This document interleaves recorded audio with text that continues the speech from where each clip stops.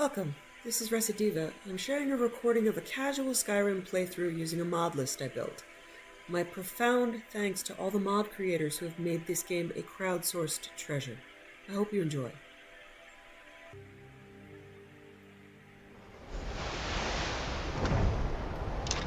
Kill the frenzied mud crabs.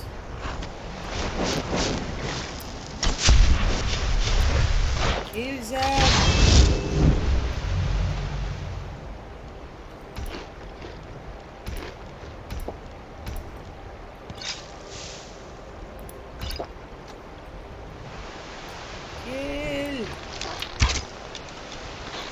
I can't see you guys.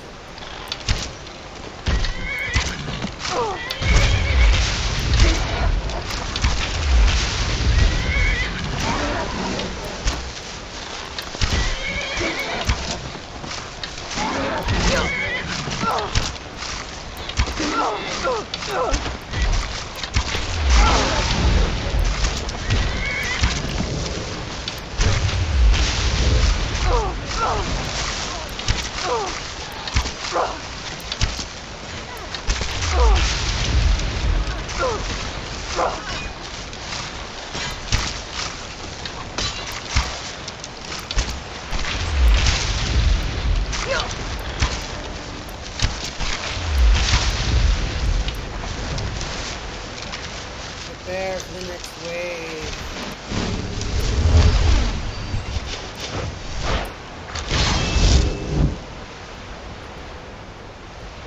How do I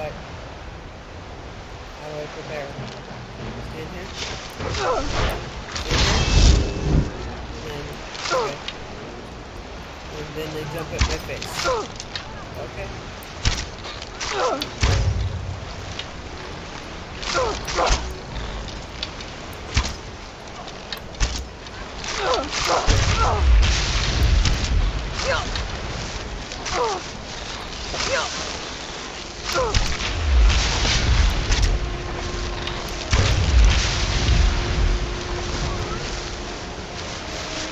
Out of the actual pile of crab bodies.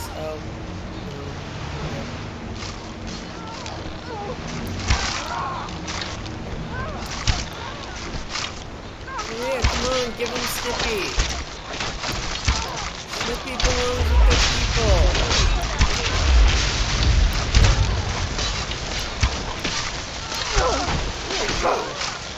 Oh my god, they're Dawn Star guards here. I have to be really careful so I don't hit them.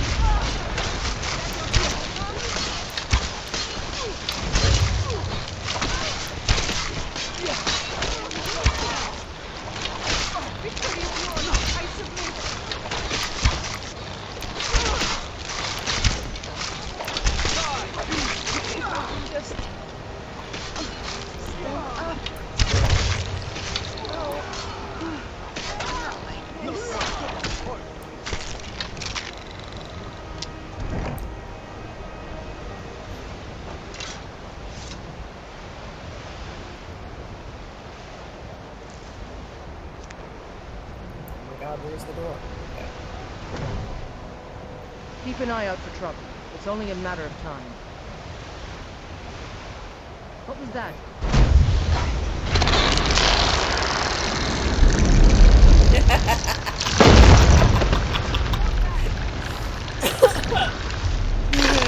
Fire the catapults at the Emperor Crab Guardian Spirit. Okay, that's awesome. I'm sure I will remember the Emperor Crab Guardian Spirit. And by the way, who the fuck set up catapults?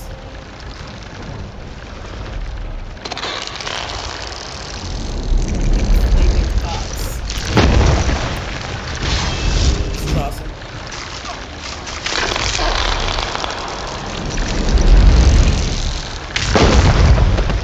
Do it, come up on shore, come on, man.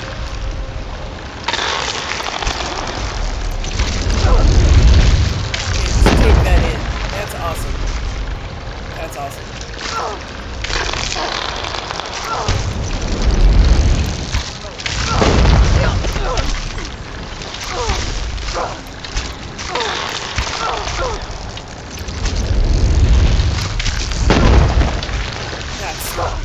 This is the best.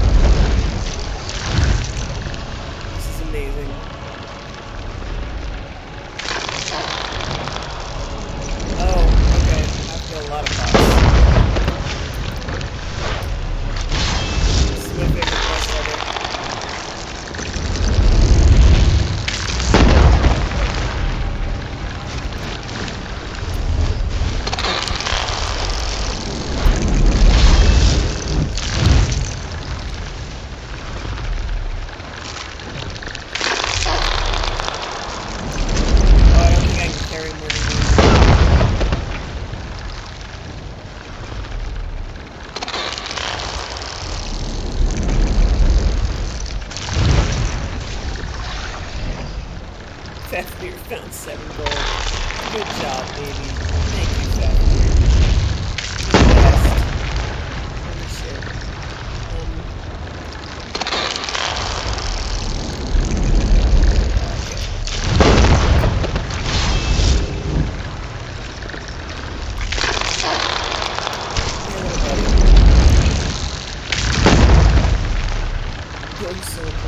That's right, I stole all of my soldiers.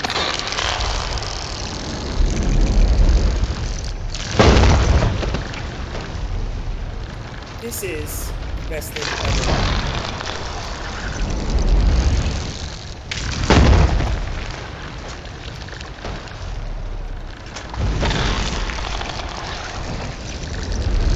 Look, they made a new model too. Like a king crab thing with like, come on, enjoy the beauty of this movie.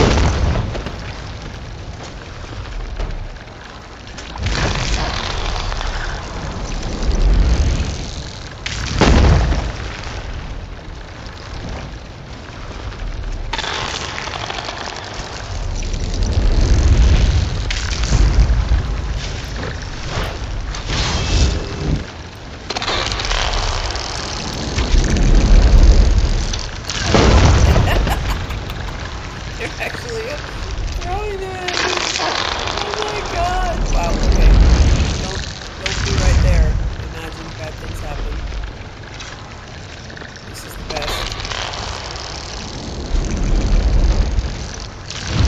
I am so sorry that I have to make you giant emperor crab guardian spirit. And thanks to whoever had the forethought to, set up catapults.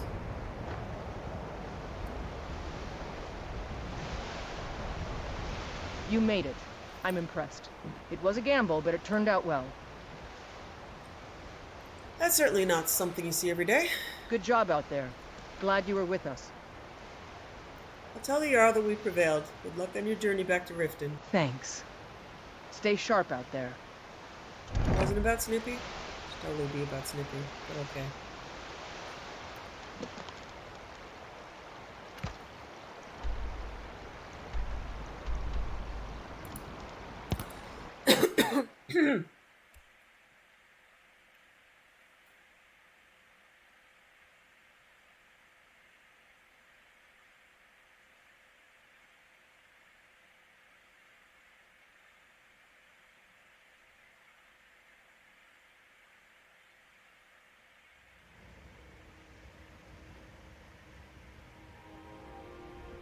Scald is so pleasant. Sorry, gotta run. Okay. Hopefully I can adopt you later. At the end of the game, after a couple years have passed and you're like a teenager.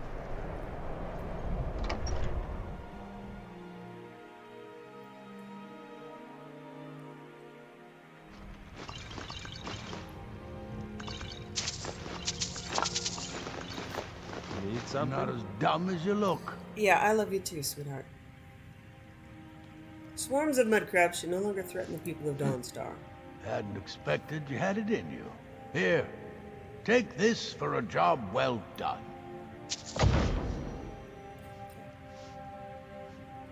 Don't bother me again unless it's important. I still haven't finished the Dawn Guard. Just a servant of Skald the Elder. Not worthy of time and consideration. Yep. Yeah. Visiting advisor. What if I'm supposed to like pickpocket him or something? Let me see if that's the answer.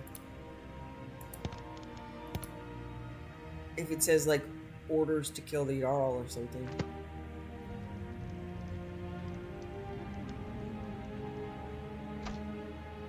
Infiltration orders. That was it. That was it the whole time. Okay. Let's read infiltration orders.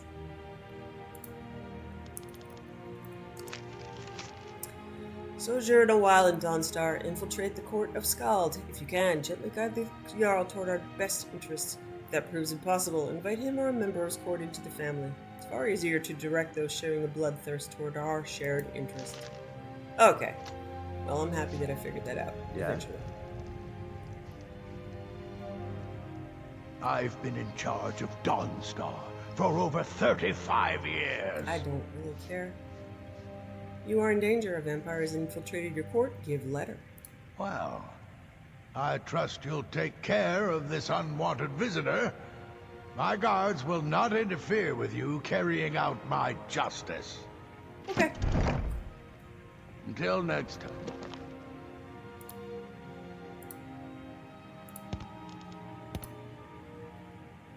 I think it's time for a dagger.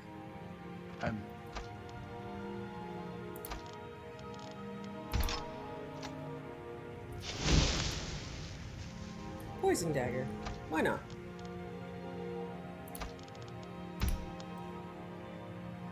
I am wearing whatever. Fuck you. Where are you, dear? You over here? Yeah? Get away from me. Okay. Well, that was satisfying.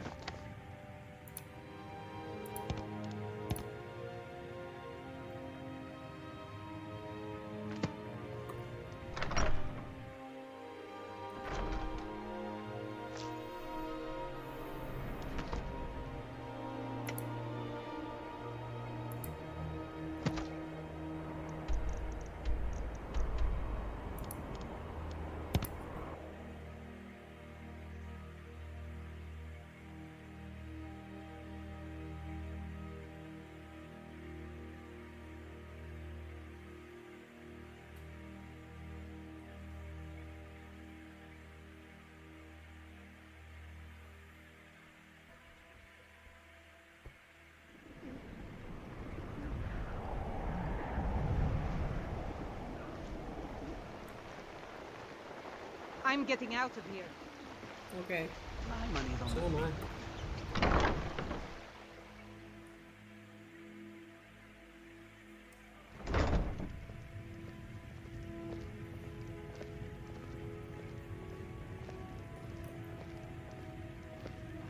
Need something? I got your letter. I'm ready for the next fishing challenge. Of course. Aunt It's Hilda, all in this note. Demean yourself with these people you barely know. Alright, I'll be They back sure with the know you fish. love Read the them. list of Arctic fish. My Only a thanks bit to of you. fun. You're a lovely young thing. You should try it sometime. No, I'm saving myself Need for someone something? special. Someone who loves me dearly. You mean Sibby? You must be joking. All he wants to do is bed you and be done with it. You may as well get it over with and let him. You're wrong. Sibby and I are in love. I think You're there was just supposed to be a jealous. quest about this. It's a fine day with you around. Sure, leave. Not like you care anyway. Can't believe I didn't take this. I love this. Until next time from Bali with the fish. Next time I'll bring the trout. Okay.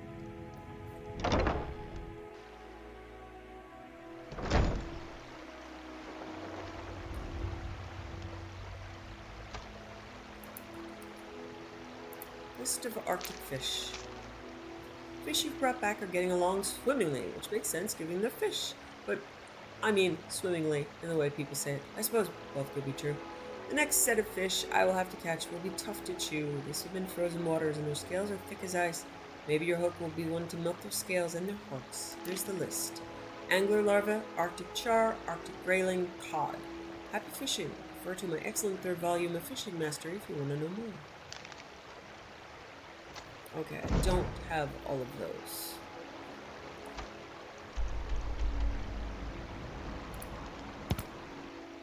Let's go get the third book.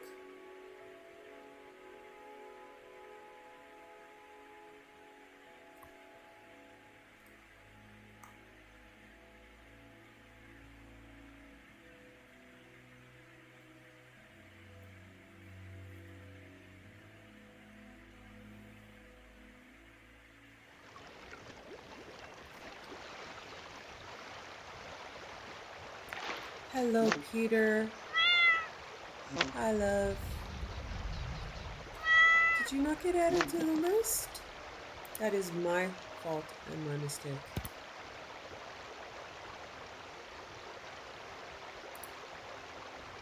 I thought I added you.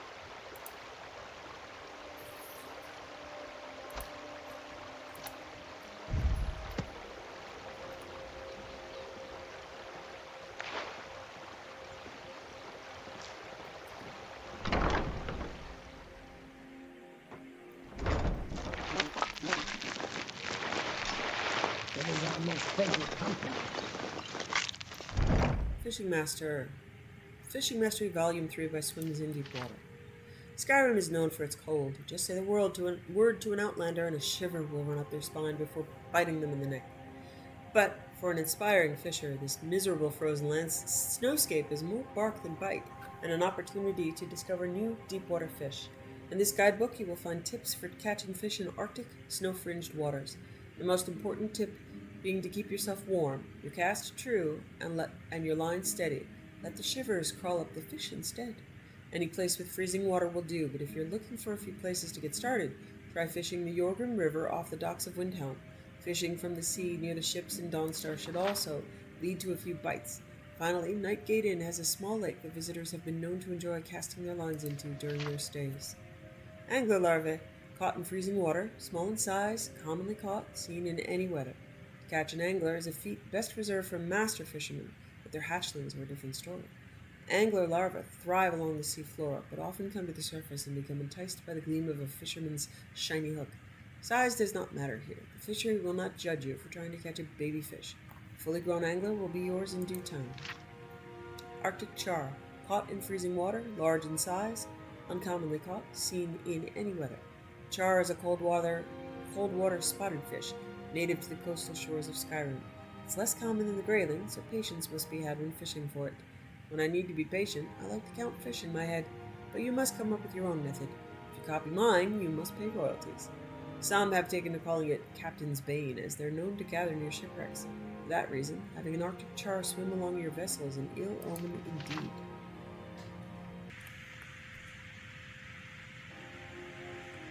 Arctic grayling, caught in freezing waters, large in size, commonly caught, seen in any weather.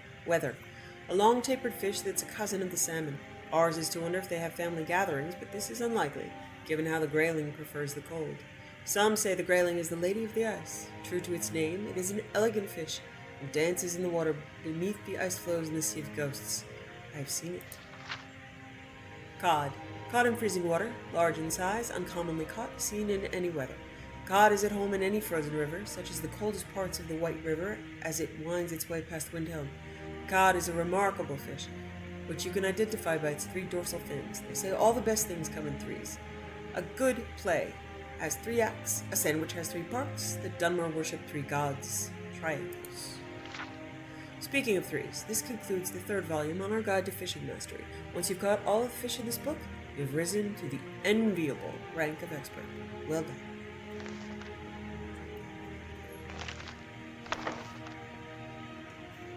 Okay, I'm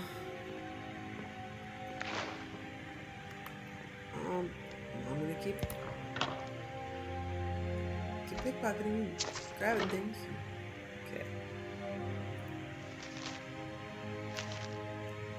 Okay. My soul has been restored by the booming joy of the giant ice crab. King crab. That was awesome. Okay. Take a bath. There we go. Now, I should have some of the fish, but I don't think I have all of them. Arctic char, angler larva. So I do have a grayling, char, and larva. Alright. Here we go. Oh, speaking of which, isn't it gorgeous here? Look at the reach in the fall. Ah, gorgeous.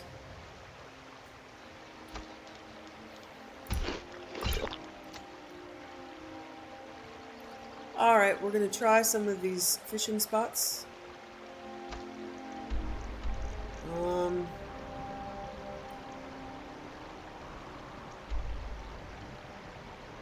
So, it did say it liked to be around shipwrecks.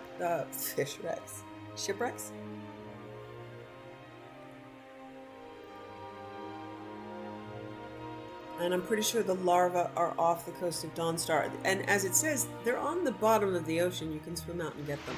So I'm going to try fishing here. Once I, kill all these bandits.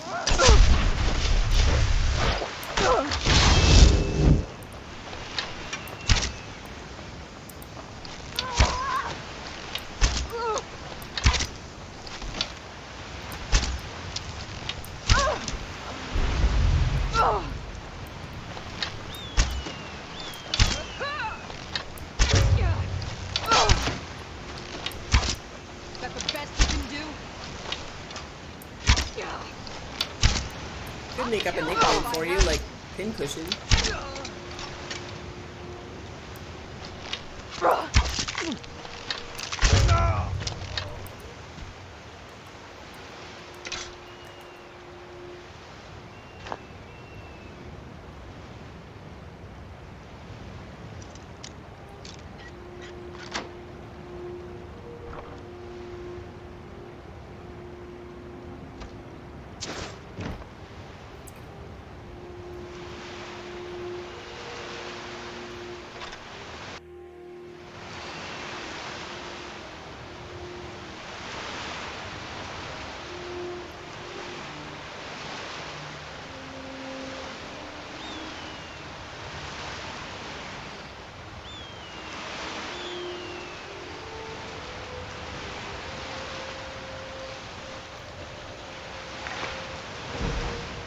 Oh, angler larva, first time. Okay. That's good.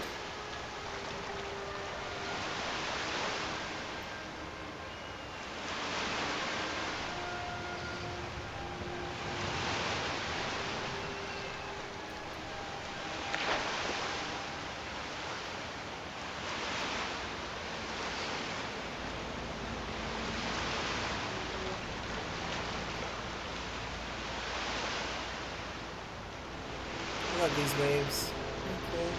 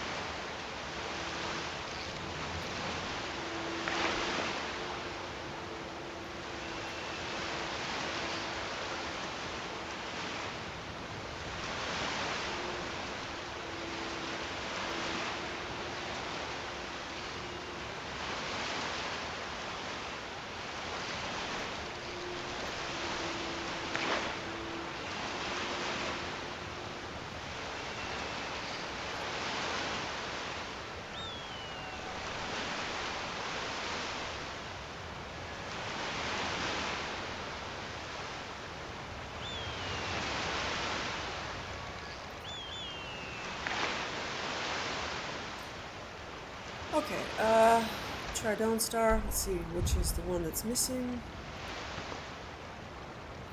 Alright, I'm gonna check specifically where I should get them. I think it's Dawn Star, but let's make sure.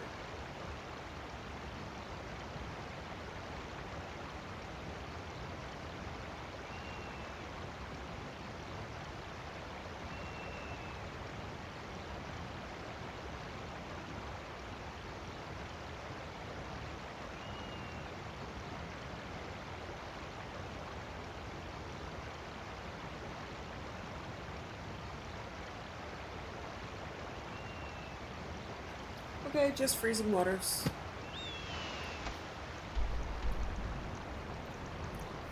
Let's try Roast Dawn Star.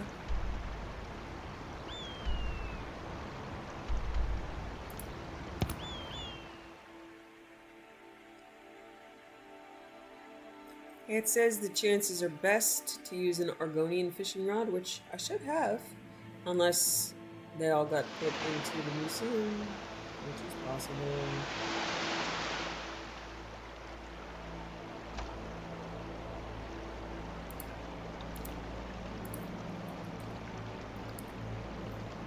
Yep.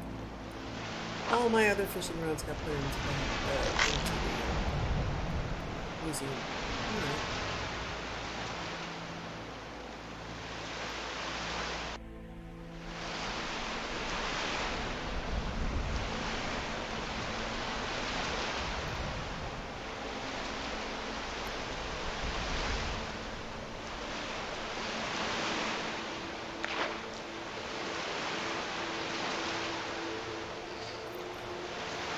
I think some of them you can actually get by swimming out past here. I haven't done it in a while. If I don't catch what I need here, I'll try swimming and see if I auto-loop them.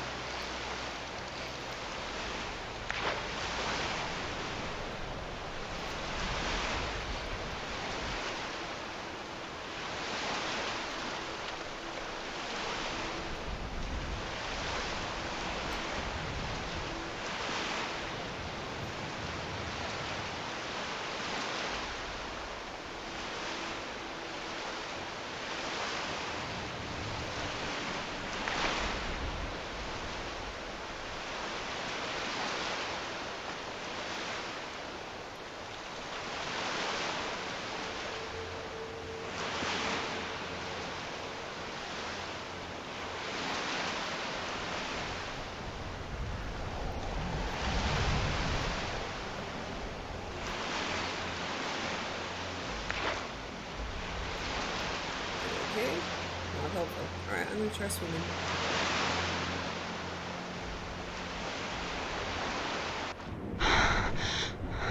Yeah, it says I am comfortable. Yeah, I'm really not. We can die out here.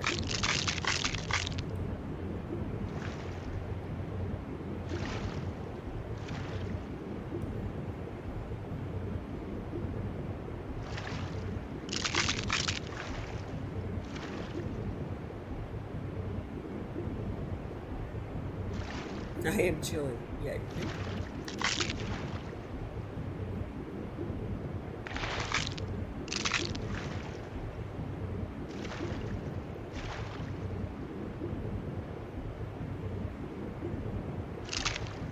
I am cold. Okay.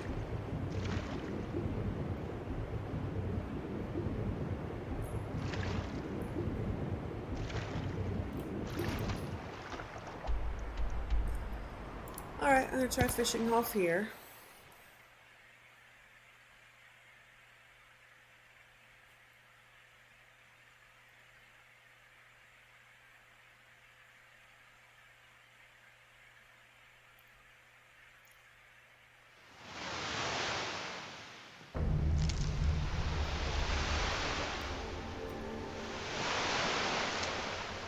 The ancient time you are Dragonborn.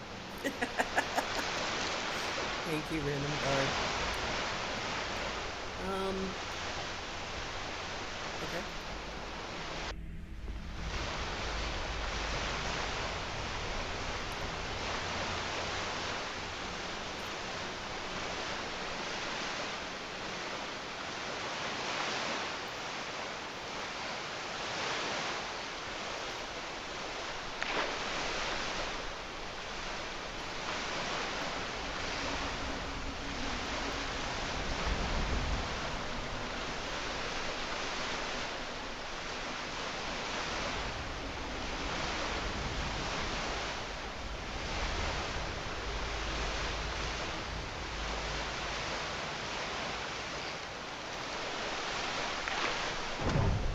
Char. Okay, cool.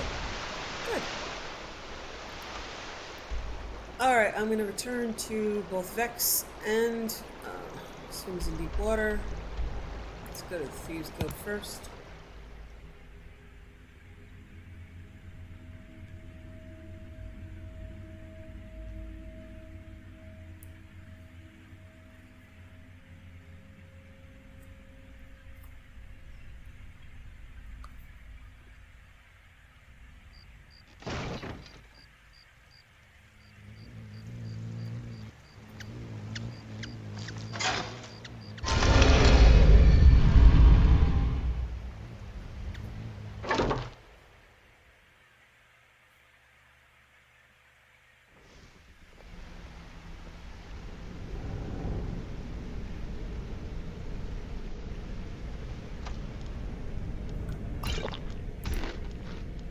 Just some extra coffee. I've been swimming around in cold water. Want to talk? Go ahead. I will make sure I save. Oop.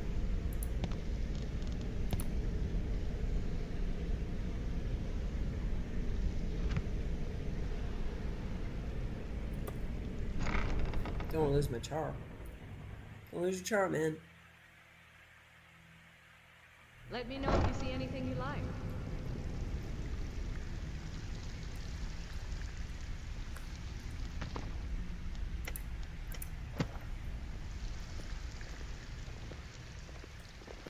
If you're looking for extra work, talk to Back Vex with or good Del. news, I trust?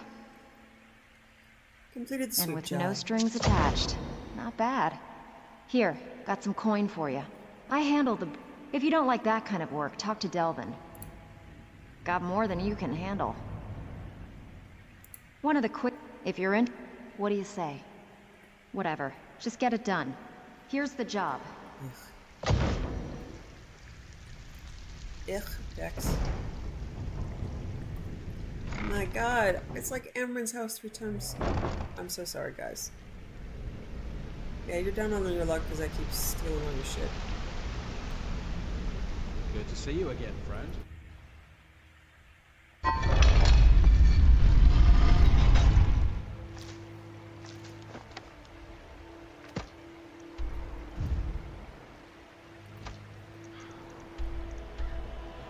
Alright, let's see where,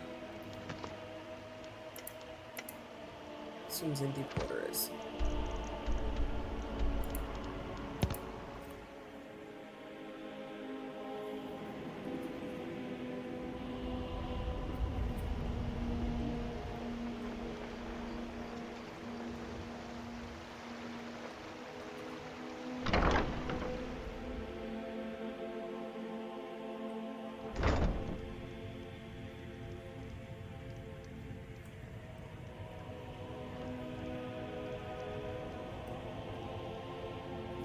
Yes? You're the fish you asked for.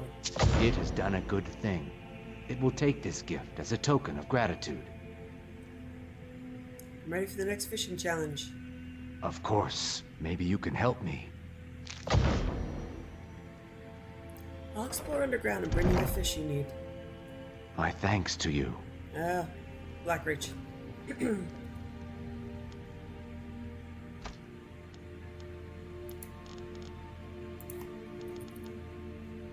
List of underground fish.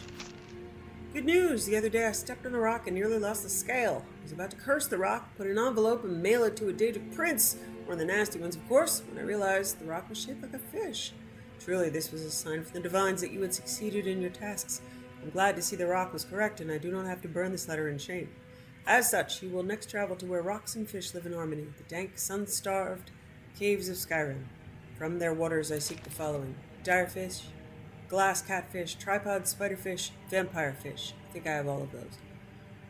I wish you luck, which you will almost certainly need, unless you have a lucky hat like I do. I will not loan you my hat, but you're welcome to read the 4th volume of Fishing Mastery to give you an edge.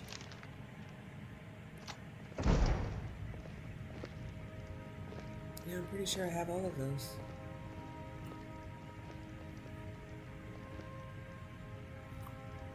Let's just let this scroll a bit.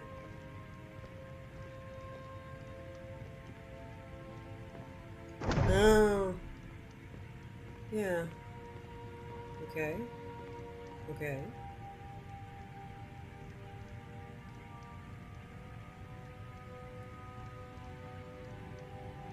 Okay, I might have put the vampire fish in the museum. That's cool. I know I've gotten one, but I also know where to get more of them. I will not have to go to Blackreach, so that's good.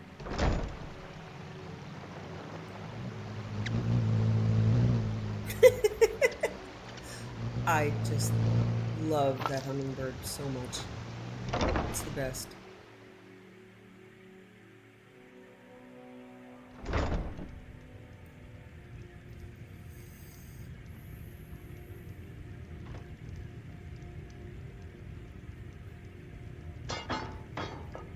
Yeah, I still can't find my way around my own house. It's okay, right? Cool.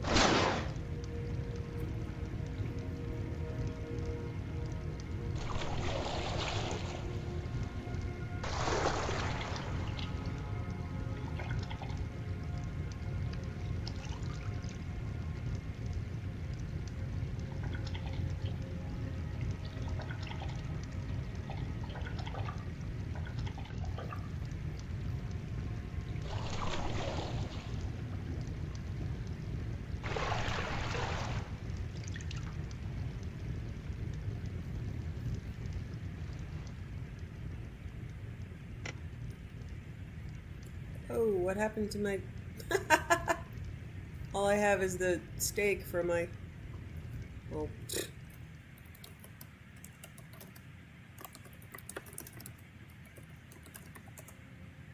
Okay, Shrine of Akatosh. Rude.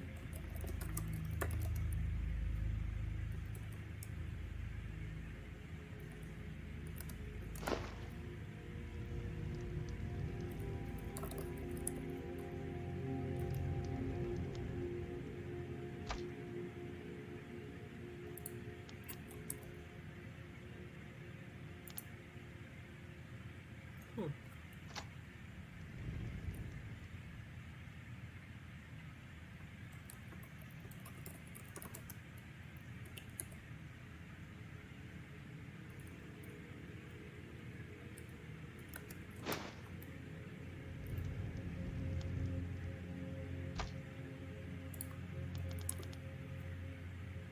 Oh, I want a Shrine of Oriel.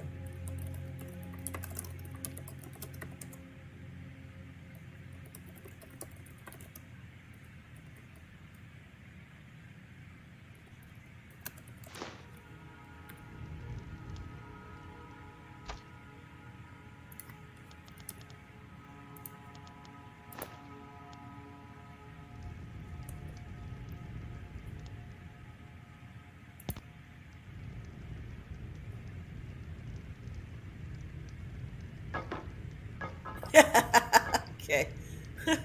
Oh, there it is. All right. All right. Okay. So I'm not the most successfully devout person. It's hilarious. Okay.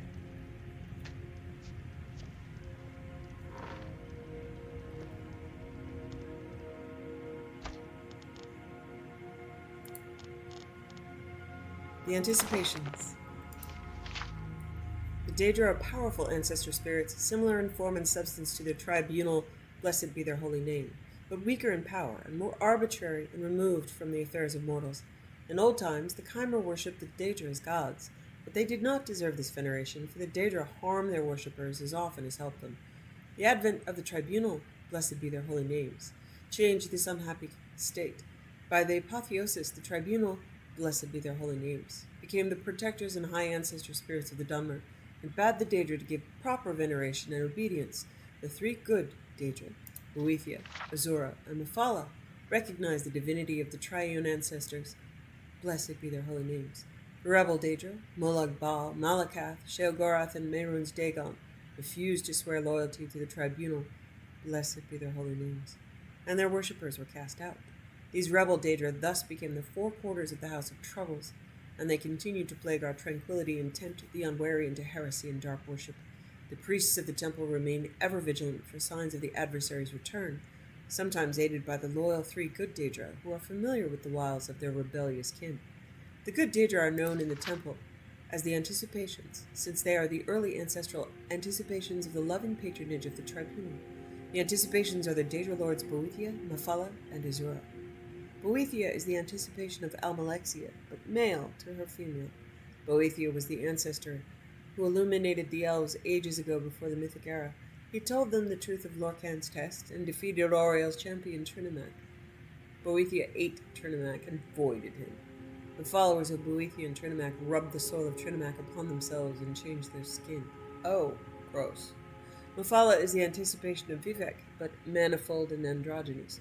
Mephala taught the Chimera to evade their enemies, to kill them with secret murder. Enemies were numerous in those days, since the Chimera were a small tribe, with enemies on all sides. Mephala organized the clan systems that eventually became the Great Houses. Later, Mafala created the Morag Tom. Azura is the anticipation of Sotha Sil, but female to his male. Azura was the ancestor who taught the Chimer how to be different from the Altman. Her teachings are sometimes attributed to a Boethia. In stories, Azura is often encountered more as a communal progenitor of the race as a whole, rather than as an individual ancestor. She is associated with dusk and dawn and is sometimes called the Mother Soul.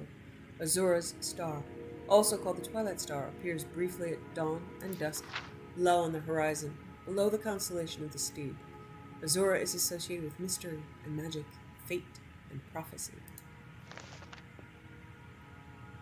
The Apprentice's Assistant. Advice from Valen Wood's most prestigious spellcaster.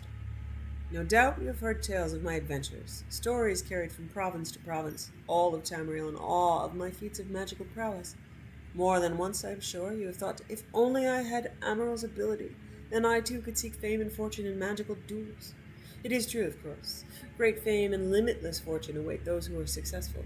But to be successful, one needs to learn from the best.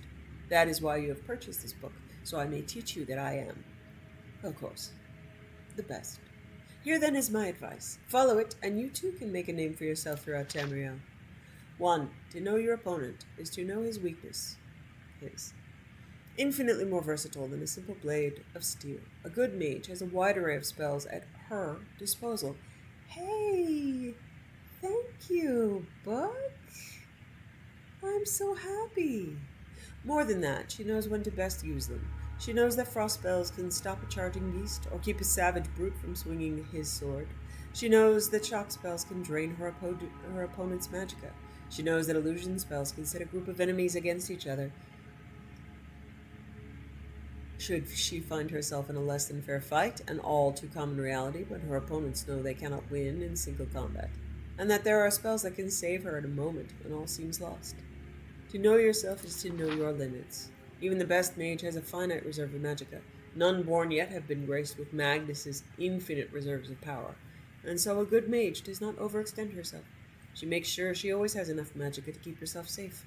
Failing that, she makes sure she has a sizable supply of potions at the ready. Failing that, she makes sure she always has an escape route.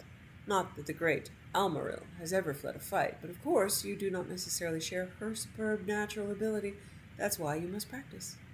3. Wards can kill. You. There's no question that wards are an essential tool for any aspiring mage. They can block incoming spells, negate your opponent's attack, and waste his magicka. A good mage knows, however, do not rely too heavily on her ward. Keeping a ward readied for too long will leave a caster drained of magicka, unable to retaliate, and at worst, unable to maintain the ward and therefore completely defenseless. 4. 2 hands are not always better than 1. Any advanced spellcaster has learned to cast spells with both hands, dealing more damage. There are certain times when this is to your advantage, such as when an opponent is already weakened, or when it's likely to draw a bigger reaction from the crowd that has no doubt gathered to watch you. It's not always the best strategy, however. Concentration spells, for example, can often be used on the ground when an opponent is especially nimble. In that instance, using both hands independently can cover more ground at the same time. A mage throwing fireballs with both hands cannot immediately raise a ward to defend herself or heal when she's continuing to attack. Always rise to the challenge, especially when you know you can win. Remember that your first priority is, of course, to stay alive. Following closely behind, though, is your need to please the crowd. You are, after all, depending on their generosity to fund your adventures. Here, then, more than magic comes into play. If you can gain a sense of your opponent's ability before the duel begins, you can enter into the event with confidence. Knowing that you outclass your opponent is of great importance, as it means you can confidently give the crowd a better show. Likewise, knowing ahead of time that you could very well lose a duel, you are afforded an opportunity to suddenly find yourself engaged elsewhere and be unable to attend the event. By no means do I suggest that I have ever done such a thing.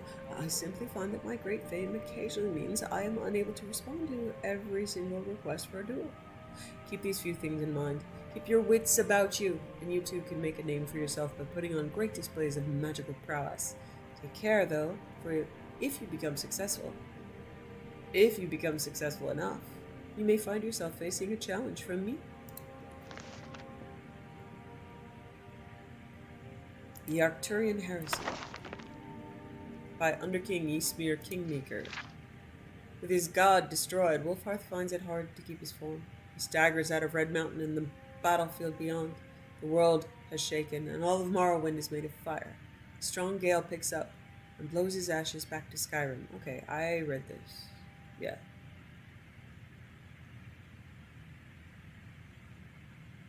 Yep. I read this. Alrighty. Yay! Okay.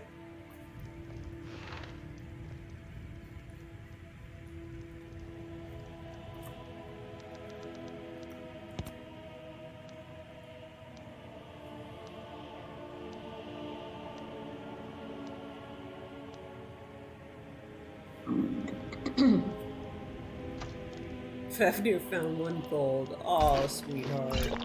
Thank you, Fafnir. It's in my house, but... Long yeah, I'm life not to very you. respectful of the Shrines of Oriel. I bet my follower knocked it over. That's okay. Okay, so I can pick these up and put them in less, disturbing places, huh? No, I can't pick this one up. Okay. But that... okay. It's there.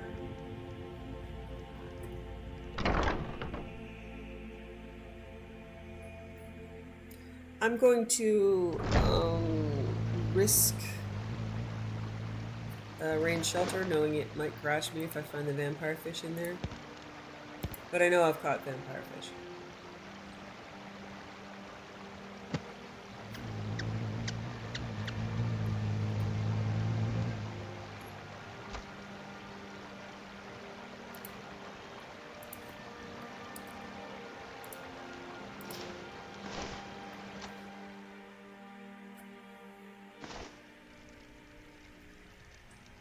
Okay. Might be in raw food storage. I'm not sure.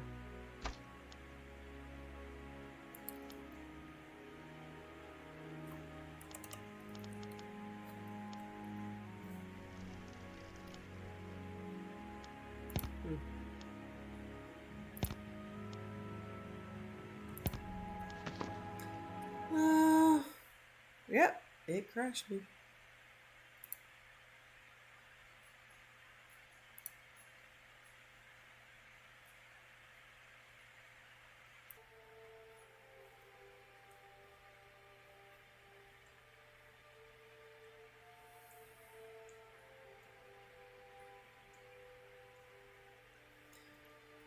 Okay, I am going to cheat here. I know I have got a vampire fish. I'm not going all the way back to the museum to pull it out of the fishery. I'm gonna check to see if I put it in my bag. I might have. Sometimes I put fish in my bag.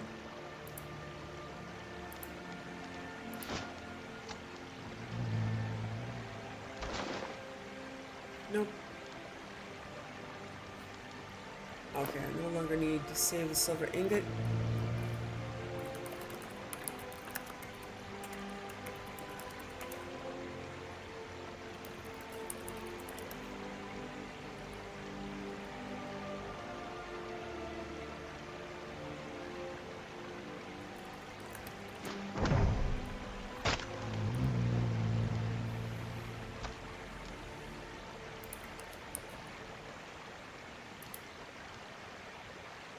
Oh wow, okay, I never did catch one. Alright, so I'm gonna go actually catch one to qualify for the... I thought I already had one.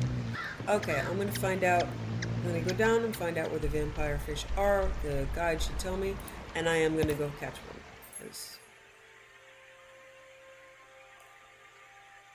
Because it's only fair.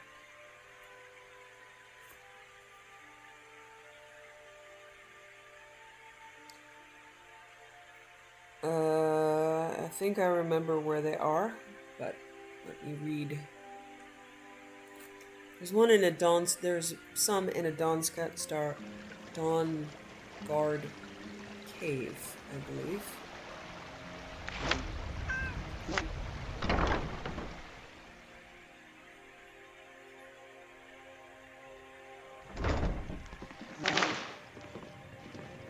is our most favorite company. Fishing Mastery, Volume 4. If you ever find yourself staring at the abyss and wondering what you've done with your life, do not fret. It's likely not the void of death that's standing before you, but rather one of Skyrim's many caverns, mines, and other dark places. It's a darkness that, if you're lucky, will be filled with water and teeming with fish. But be forewarned, while you may be a seasoned adventurer, only an expert fisherman should attempt to fish these uncharted waters. While they won't kill you, if you fail to catch one, you may just die of embarrassment, and that's a fate far worse. Fortunately, this guidebook will help you avoid having to hear the mocking laughter of fish echoing in your skull. Before we get to the fish, we should first discuss the places one can go that are suitable for fishing in the dark. Brood Cavern in the mountains south of Morthal is well known by hunters as a place of shelter and hungry fish eager to bite your hook. You may have to contend with wild animals that sometimes reside in these cool depths, so pack something sharp to go along with your fishing rod. Embershard Mine, near the sleepy town of Riverwood, is said to be flooded deep within, and may be a hidden gem for subterranean fish seekers.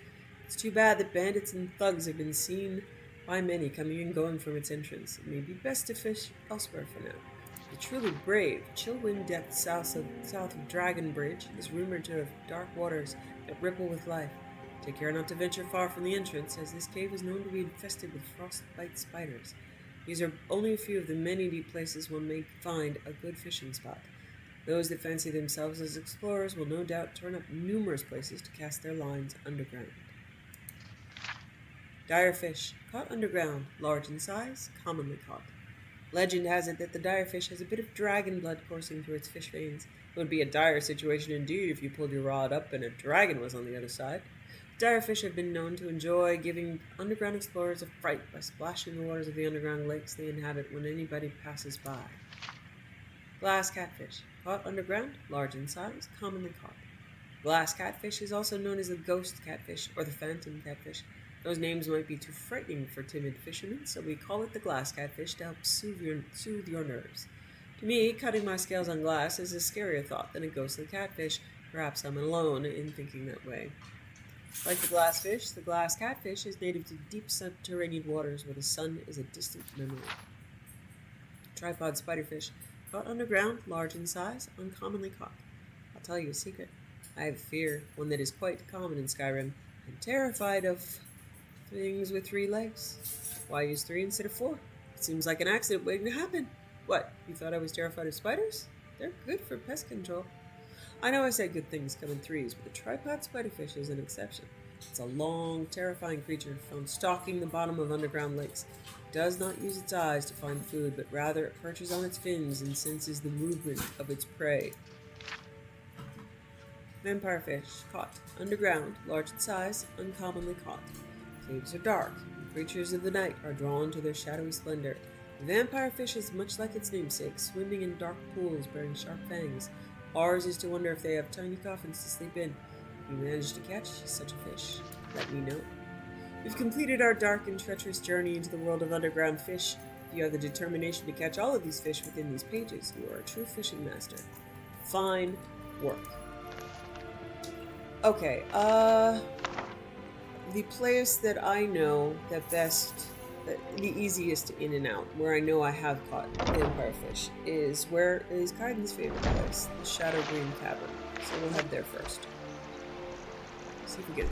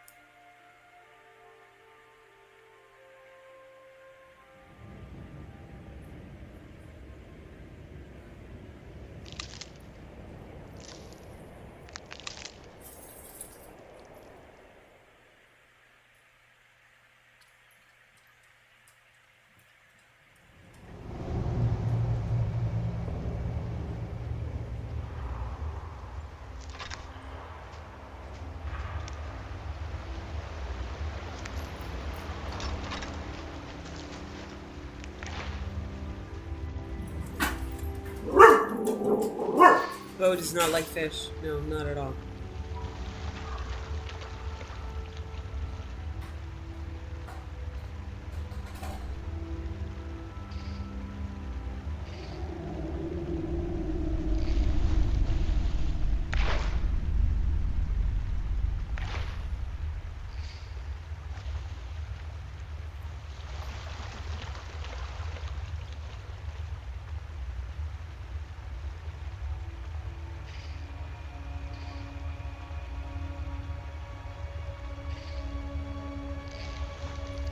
And now that I've done this run through, I might have to reinstall the teleport mods.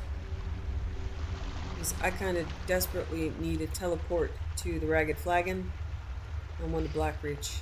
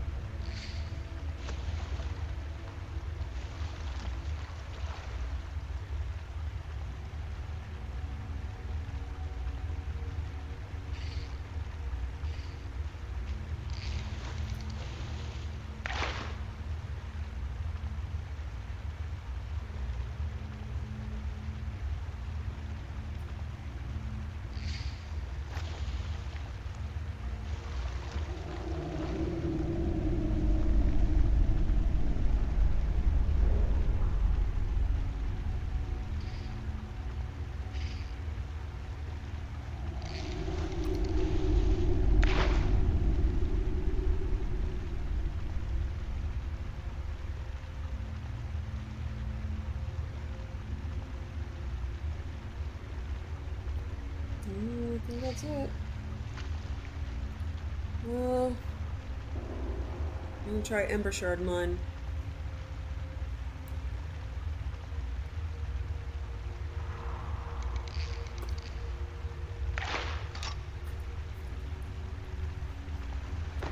They do, I was looking up a guide, they do they definitely drop here, and this is people's favorite places to get them, but I didn't have good luck this time. Ember Shard it is. So now we're getting more into places where we're going to have to, sorry, my PD is presenting himself with heading. Getting into places where we're going to have to do some fighting to get to the spot.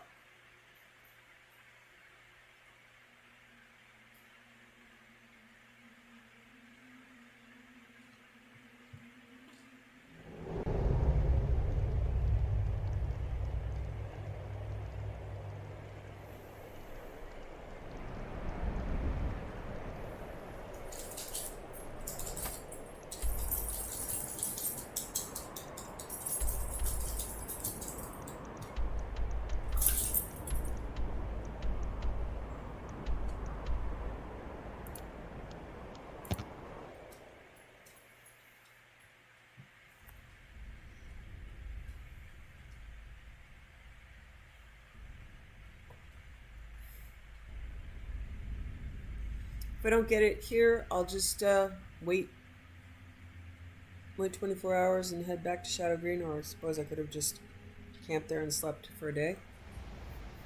If it becomes, dire. A little pun there. No. I'm sorry.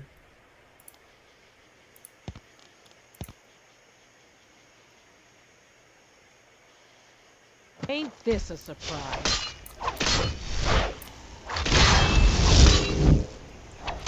Give me all your vampire fish. No? Okay, worth a try.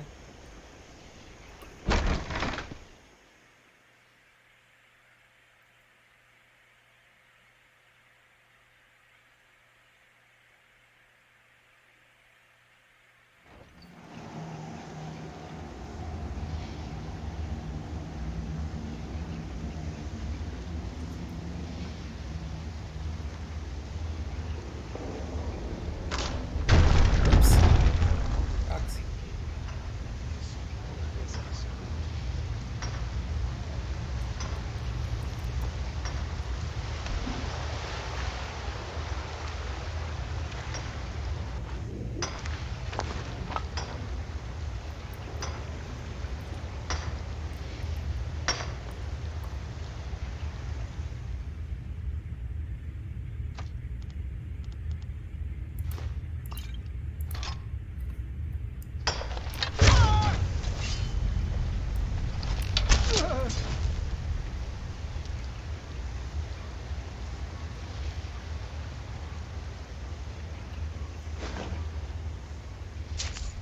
What the hell letter did I just pick up?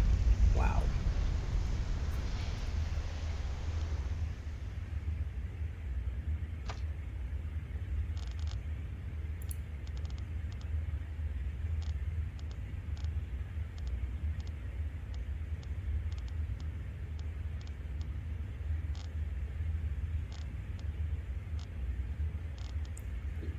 It might be tattered journal? They've had me working down here for days now. It's not the time that's getting to me, though. It's these tunnels. I've told them countless times now to add extra supports to the weak sections of tunnel. If only I had more of those wooden beams that we reinforce with bronze bottoms. Honestly, if I hear the earth shift one more time above my head, I'll be so stressed I may stop drinking for good. I mean, what's a Nord without his mead? Okay, well that's it.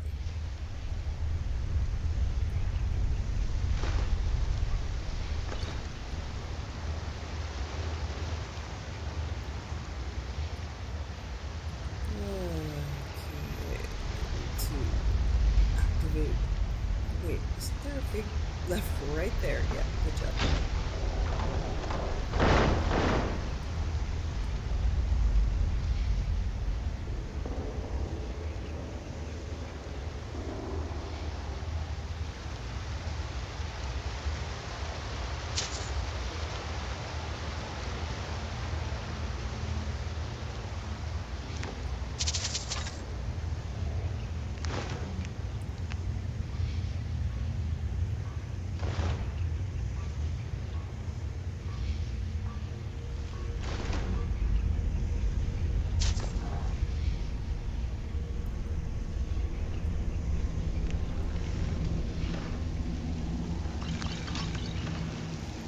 Spots right there. Let's kill this guy.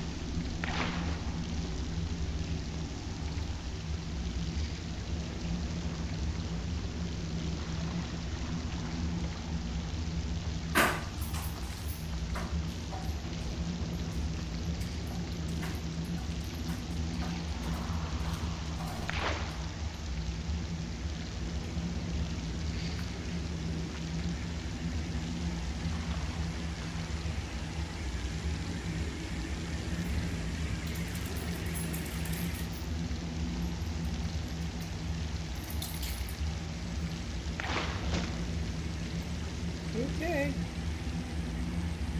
I'm gonna set up here and just wait 24 hours.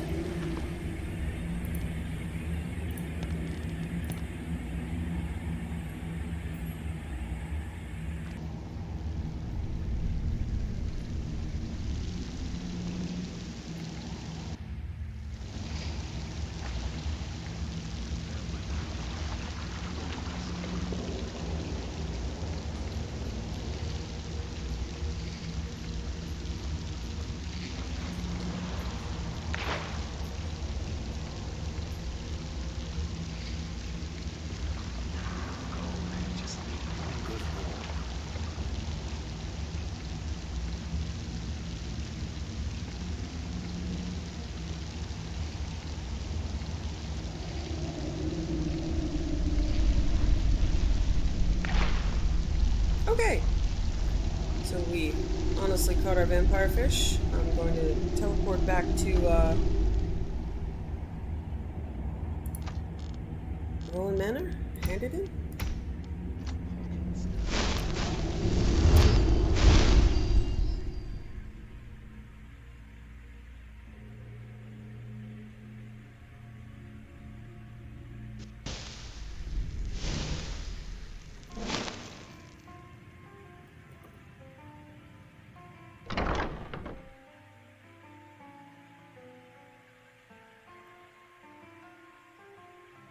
So that's good. We have an extra vampire fish to hand in at the museum, which is usually what I have to do anyway. I have to catch two. In this case, I only caught one.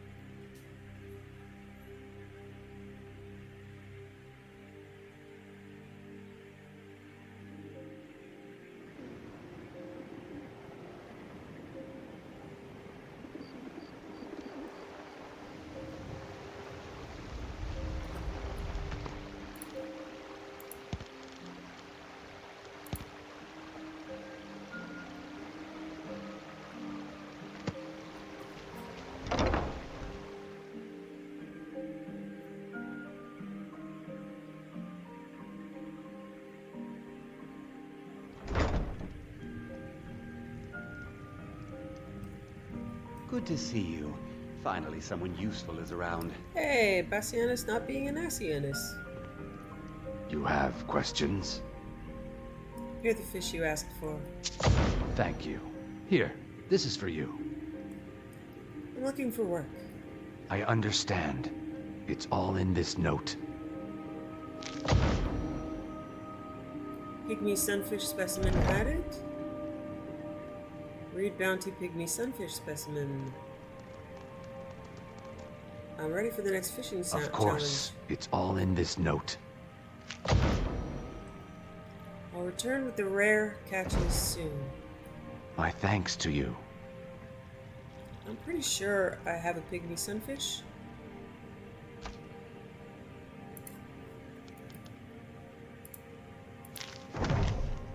My study of unique ingredients has led into my interest in pygmy sunfish, which is said to have properties that may lead to a breakthrough perfection of my latest potion.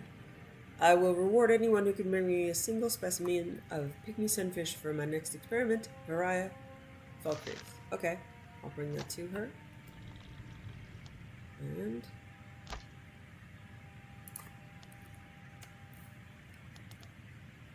list of rare fish.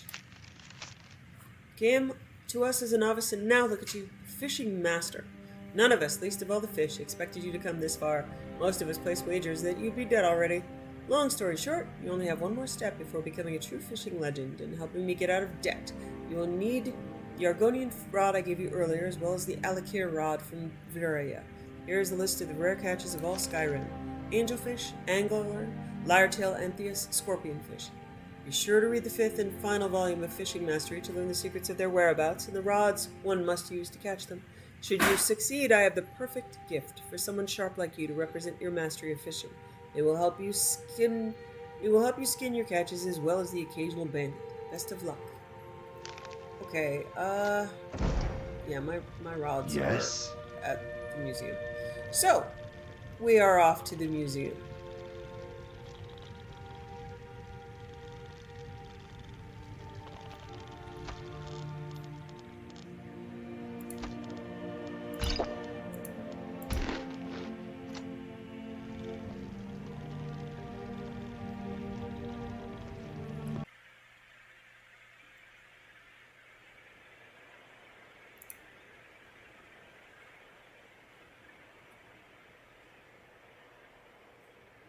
I'd be a lot warmer and a lot happier with a belly full of meat. Okay, I've got the fishing rods. I'm gonna turn in the bounty for the glassfish to Zariah.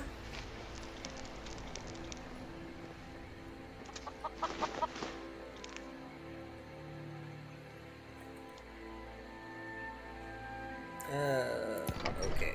Let's see if she hates me. Friend of hers, she doesn't mind if I break and enter, right? You're someone who can get things done. I like that. I like that too. Here's the pygmy sunfish for your next experiment. Thank you. Here, this is for you. Okay. All right then.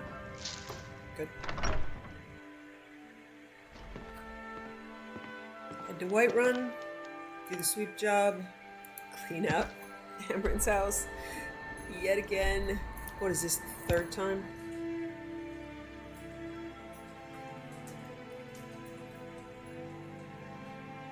Does seem to be specifically targeting the Red Guard in Whiterun. You know. I'm not saying Vex is racist, but I'm saying Vex is racist. Beautiful sky. Wow. Ah, so pretty. The world is so pretty here.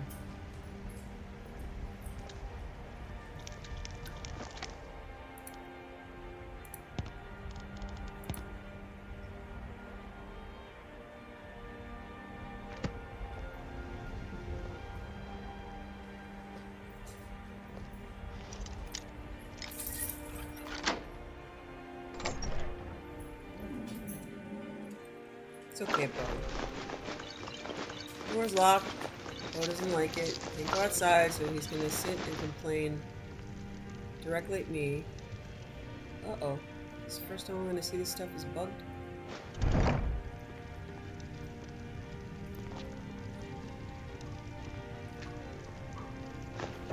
Good.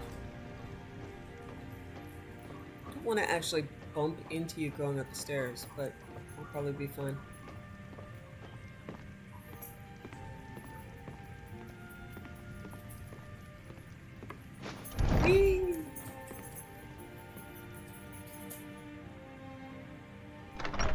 Petey, leave Bo's bowl alone. It's not your food. Poor Petey's on a diet. He doesn't like it. He wants to steal everybody else's food. We've been able to stop him from actually muscling in and eating Bo's food while Bo's trying to eat his own food. But we haven't been able to stop him from lurking around after. It's okay, baby. It's just not your bowl, darling.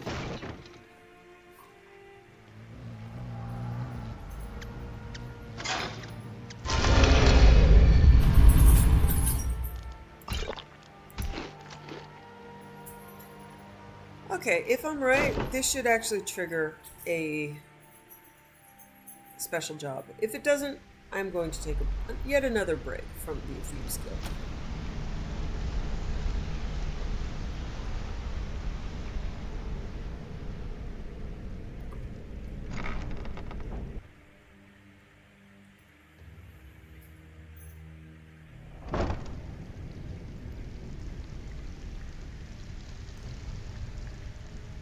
If you're looking for extra work, Back with good news, I trust? I've completed the sweep job. You did the job and you did it clean. That's all we ever ask. Enjoy the gold. I like things the way they are. Heard you're offering extra work. I handle the burglary, Oh, wow. Okay. shells. I can take It's- care of okay. myself. Most of them involve breaking and I don't entering. want to listen. I need you to do me a Well, favor. it appears Okay. your actions People are are starting to talking make about guild waves again. out Let's see if there. this results in People are something. talking about the guild again. In fact, Okay, I special just got job. a special Good. job requested. I haven't gotten anything like that in years. Phew. So, what's this special request? We actually got a request from one of the most powerful families in Whiterun, the Dragonborns. Make your way up there and look for Alfred. He says he's got a matter that requires a delicate touch, and I suggested you for the job. Don't make me the fool and let me down, all right? Okay. There's plenty more work for the likes of you. Very good. Whee! I did it! Okay, so it's 5 jobs, which means I should have 8 more jobs I need to run, 4 in each city. I believe the other 2 are Markarth and Solitude. I've already done 1 job in each place. Ah, that's okay. I'm just glad it's not bugged.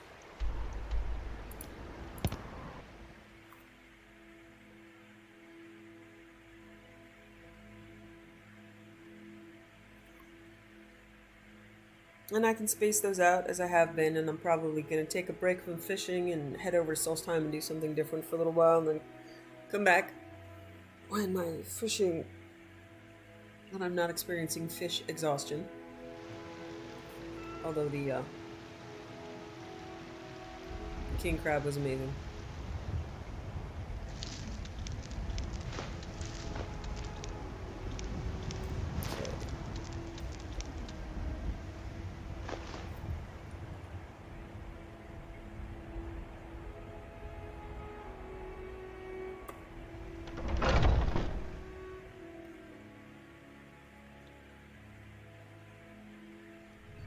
Let me know if you see anything you like.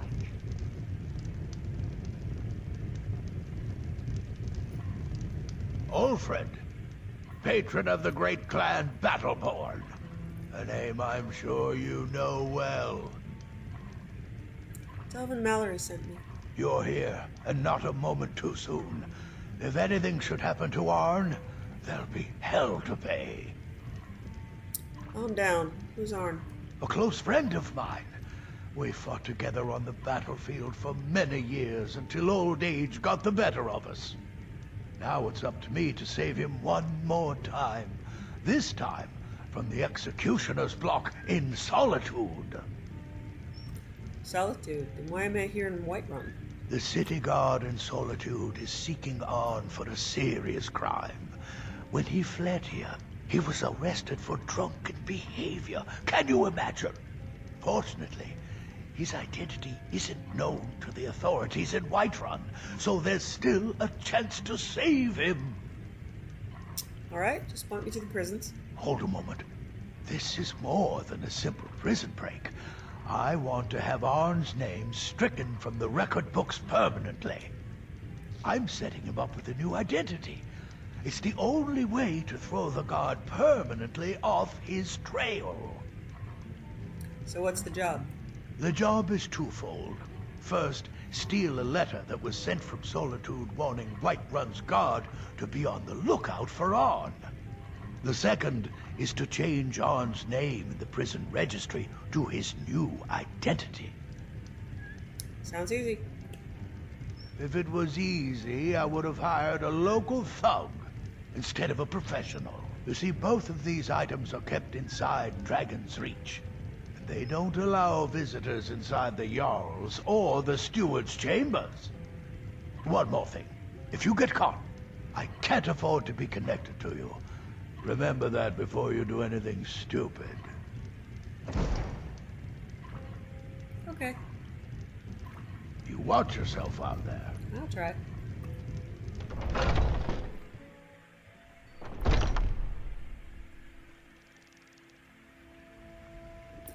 The mist in the trees. Oh, it's so awesome.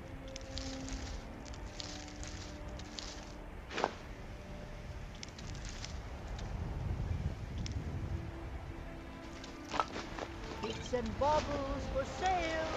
Oh, captured by the fish. There's a Hello, beautiful Gildergreen. My cousin's out fighting dragons, and what do I get? Go. Hello, beautiful water. Lilies that... Oh, see, the lilies are here, but the flowers aren't. I get it. Okay, they're getting a little beat up. Alright, I get it.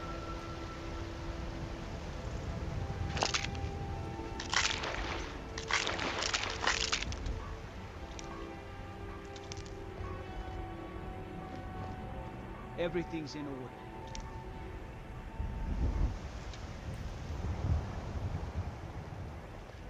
Some are saying the Sijic monks have been seen in Skyrim. An ancient.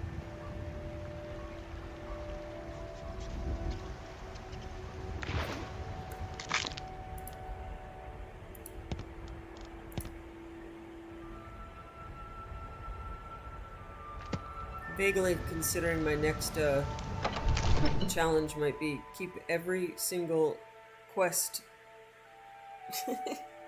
icon enabled and just do the nearest one.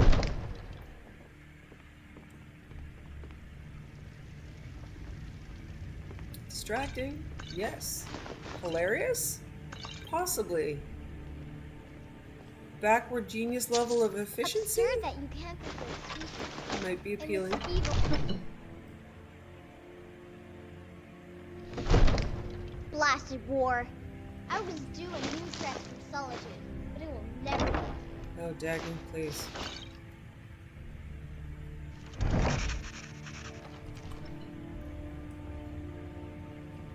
Spare me, Dagny.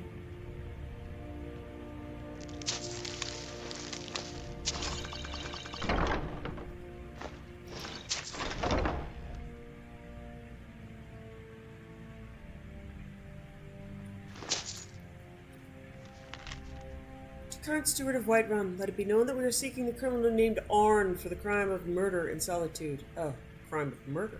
If you should locate him, detain him and contact me by carrier as soon as possible. Yeah, he was arrested for, yeah, arrested for drunken behavior. Uh-huh. I suppose murder is drunken behavior, but... not that I have any, moral height from which to judge. Only my other characters are allowed to be judgy.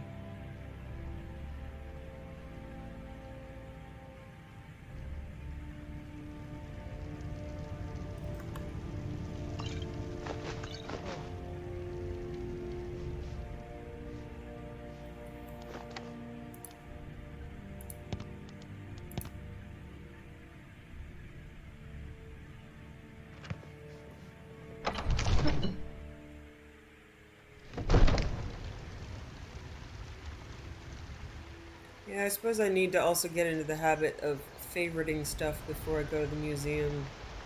Keep it from being put in, like, fishing rods and stuff like that. Hello, beautiful You're the tree. one lives in Greece, home, right?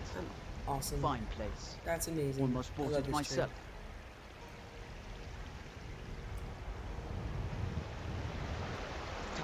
Alfred. I'm sorry for patron the of the next great scene, clan man. This outfit Dragonborn. is the worst. A name I'm sure. I'm as much a Nord as the next man, but I'm no fool. I don't live in the past like those gray maids. It's the outfit. I'm sorry for the scene, man. Everything's been done. Arn should be safe. Arn? Never heard of him. I guess that means you're finished. Here's your payment. Tell Delvin that he has my support and all the weight it carries in Whiterun from now on. I think he'll be quite pleased. Okay. You watch yourself out there. If they do, promise you'll actually purchase something for once. Buy Eastmere, I will. God. Hello, child of Kineret. When the Empire surrendered to the All-Merry Dominion, they saved us all. Say hi to my awesome family.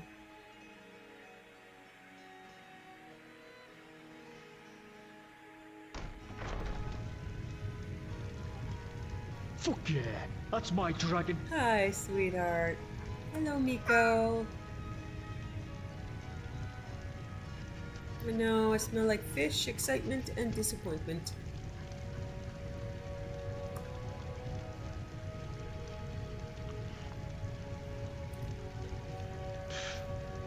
Why doesn't he collect his own damn ashes?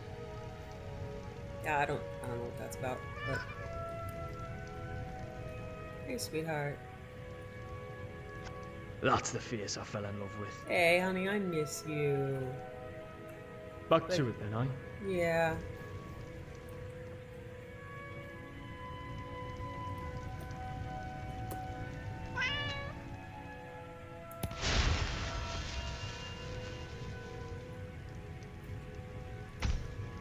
This is my favourite part of the day.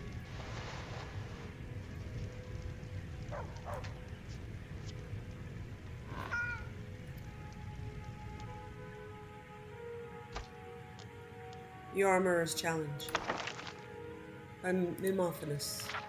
300 years ago, when Kataria became Empress, the first and only Dunmer to rule all of Tamriel, she faced opposition from the Imperial Council.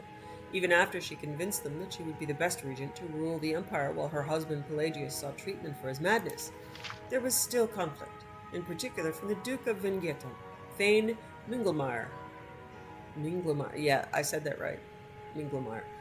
Who took a particular delight in exposing all of the Empress's lack of practical knowledge.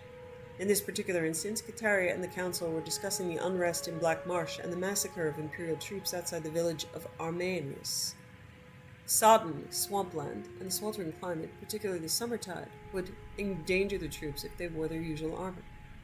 I know a very clever armorer, said Kataria. His name is Hazadir, an Argonian who knows the environments our army will be facing. I knew him in Vivek, where he was a slave to the master armorer there before he moved to the Imperial City as a freed man. We should have him design armor and weaponry for the campaign. Minglemire gave a short, barking laugh. She wants a slave to design the armor and weaponry for our troops. Cerolus Sakis is the finest armorer in the Imperial City. Everyone knows that. After much debate, it was finally decided to have both armorers contend for the commission. The Council also elected 2 champions of equal power and prowess, Nandor Beret.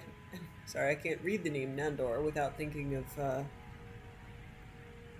What We Do in the Shadows, and Raphaelis Yule. So I also think that, because when you're a vampire and you have bat form, you have to do what is done in What We Do in the Shadows and yell bat before you turn into a bat.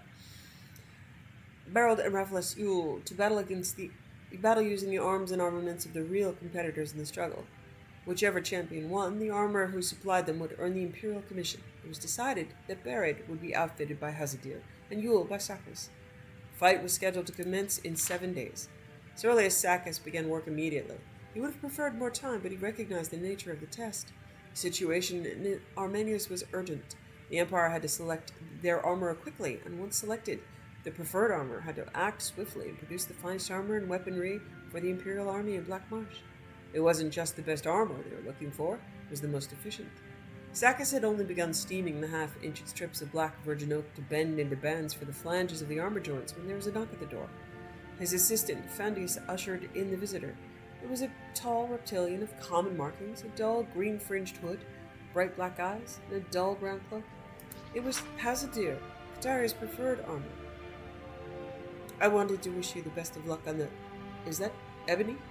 It was indeed. Sakis had bought the finest quality ebony weave available in the Imperial City as soon as he heard the competition, and had begun the process of smelting it. Normally it was a 6-month procedure refining the ore, but he hoped that a massive convection oven stoked by white flames born of magicka would shorten the operation to 3 days. Sakis proudly pointed out the other advancements in his armory, the acidic lime pools to sharpen the blade of the daikatana to an unimaginable degree of sharpness, the akaviri large forge and tongs he would use to fold the ebony back and forth upon itself. Hazadir laughed. Have you been to my armory? It's 2 tiny smoke-filled rooms. The front is a shop, the back is filled with broken armor, some hammers, and a forge. That's it. That's your competition for the millions of gold pieces in the Imperial Commission. I'm sure the Empress has some reason to trust you to outfit her troops, said Cerolus Sakis kindly. He had, after all, seen the shop. and knew that was what Hazadir said was true. It was a pathetic workshop in the slums, fit only for the lowliest of adventurers to get their iron daggers and cuirasses repaired. Sakis had decided to make the best quality regardless of the inferiority of his rival. It was his way, and how he became the best armorer in the Imperial City. Out of kindness, and more than a bit of pride, Sakis showed Hazadir how, by contrast, things should be done in a real professional armory. The Argonian acted as an apprentice to Sakis, helping him refine the ebony ore, and to pound it and fold it when it cooled. Over the next several days, they worked together to create a beautiful daikatana with an edge honed sharp enough to trim a mosquito's eyebrows, enchanted with flames along the length by one of the Imperial battle mages, as well as a suit of armor of bound wood, leather, silver, and ebony to resist the winds of oblivion. On the day of the battle, Sakis, Hazadir, and Fandius finished polishing the armor and brought in Raphaelis Yule for the fitting. Hazadir left only then, realizing that Nandor Bered would be at his shop shortly to be outfitted. The two warriors met before the Empress and Imperial Council in the arena, which had been flooded slightly, to simulate the swampy conditions of Black Marsh. From the moment Sakis saw Yule in his suit of heavy ebony and blazing daikatana and Bered in his collection of dusty, rusted lizard scales and spear from Hazadir's shop, he knew he would win. And he was right. The first blow from the daikatana lodged in Bered's soft shield, as there was no metal trim to deflect it. Before Yule could pull his sword back, Bered let go of the now flaming shield still stuck on the sword and poked at the joints of Yule's ebony armor with his spear. Yule finally retrieved his sword from the ruined shield and slashed at Bered, but his light armor was scaled and angled, and the attacks rolled off into the water, extinguishing the daikatana's flames. When Bered struck at Yule's feet, he fell into the churned mud and was unable to move. The Empress, out of mercy, called a victor. Hazadir received the commission, and thanks to his knowledge of Argonian battle tactics and weaponry and how best to combat them, he designed implements of war that brought down the insurrection of Armenians. Cataria won the respect of the council, and even grudgingly that of Thane Minglemire. Cyrillus Sakis went to Morrowind to learn what Hazadir had learned there, and was never heard from again. The Art of War Magic, Volume 2, by Zuran Arctus, with commentary by other learned masters. Master Arctus said, 1. Flexibility is a key to victory. If you cannot make sudden changes, your best laid plans may fail entirely. Be confident that the enemy conversely plans against you, as you plan against him. Their plans will conflict with your plans, and plans that cannot be changed are plans that will not bear fruit. Thuledan Dirtharkan. An example here is a very simple one. Say that a group of thieves decides to break into a manor. They plan that one of them will go inside, while the two others will stay and watch from the outside. If the one on the inside awaits an arranged signal to come out with the loot when it's clear, what will he do if no signal ever comes? Marandro Sul. What if the battle mage came prepared to fight only Dunmer with frost magic? While it may prove highly effective amongst the intended targets, what happens if a Nord joins the fight? 2. A snake without a head may still bite by growing another. However, be cautious against this new head, for while it may be weaker, its venom may be all the more toxic. Mirando Sul. Master Arctus speaks of the removal of an army's leader. Even with the leader separated from his forces, a new leader may prove to be stronger and more effective. Even with this stronger venom, the new leader is likely to be less effective, as the lack of the original leader may bring dissension and fear among the common soldiers. The next page is bugged. 4. Knowledge is vital. Know your enemy and your battlefield. The greatest battle mages also know themselves. They know their strengths and their weaknesses, and this allows them to properly adapt to their opponent. A battle mage that does not know their own capabilities is no more dangerous than a thorn bush. It can cause pain, but will not cause any significant damage. Adieu, Caspus.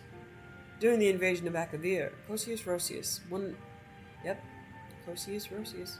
one of Uriel V's generals, exemplified knowing his enemies. He had his primary battle mage, Raxleon Fachichi, create telepathic links in between several of his minor battle mages and the ground commanders near the front lines. His minor mages were then cloaked in invisibility and levitated well above the battle, allowing them to provide constant information to those on the ground. Cosius Rosius won a major victory that day. 5. Do not focus on any one thing, as it may cost you. While this is similar to flexibility, it is imperative that one spell or tactic should not be overused. If all that a mage uses is frost spells, what will he do when an opponent erects a frost shield? The answer is simple. He'll have to cast a different spell if he has any hope of winning the battle. This makes him vulnerable, as he has to switch elements and will not be able to prepare a counterspell or defensive move. Adieu, Caspius.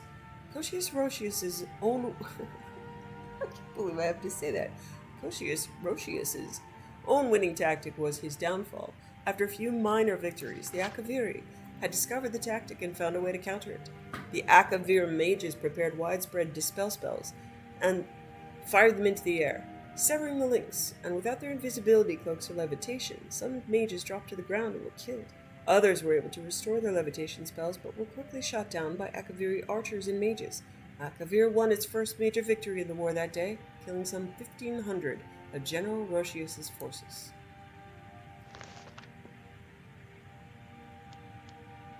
The Art of War Magic by Zoranoctis, with commentary by other learned masters. Chapter 3, Dispositions. Master Arctus said, "The moment to prepare your offense is the moment the enemy becomes vulnerable to attack. Laris Shell. Knowledge of the enemy mage's mind is of the foremost importance. Once you know his mind, you will know his weaknesses." Said Mar.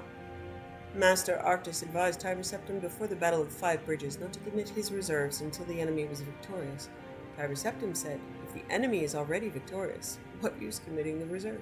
To which Master Arctus replied, "Only in victory will the enemy be vulnerable to defeat." Tiber Septim went on to rout an enemy army twice the size of his. 2. The enemy's vulnerability may be his strongest point. Your weakness may enable you to strike the decisive blow. Marandro In the wars between the Nords and the Chimer, the Nord shamans invariably used their mastery of the winds to call down storms before battle to confuse and dismay the Chimer warriors. One day, a clever Chimer sorcerer conjured up an ice demon and commanded him to hide in the rocks near the rear of the Chimer army. When the Nords called down the storms as usual, the Chimer warriors began to waver. The ice demon rose up as the storm struck, and the Chimer turned in fear from what they believed was a Nord demon and charged into the enemy line, less afraid of the storm than the demon. The Nords, expecting the Chimer to flee as usual, were caught off guard when the Chimer attacked out of the midst of the storm. The Chimer were victorious that day. 3.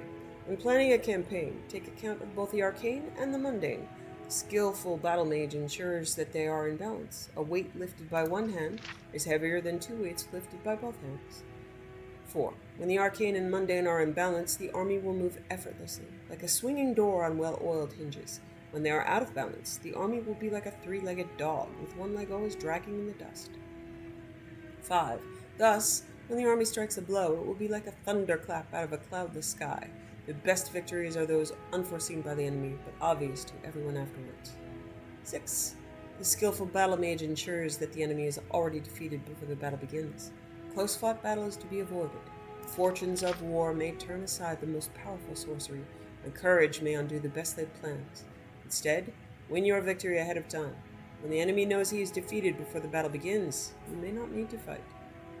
7. Victory in battle is only the least kind of victory. Victory without battle is the acme of skill. 8. Conserving your power is another key to victory. Putting forth your strength to win a battle is no demonstration of skill. This is what we call tactics, the least form of the art of war magic. Thuladin, dear Tharkin. By tactics, Master Arcus includes all the common battle magics. These are only the first steps in the understanding of war magic. Any hedge mage can burn up his enemies with fire. Destroying the enemy is the last resort of the skillful battle mage. Okay, so this is like a Tamrielic version of the art of war, written weirdly.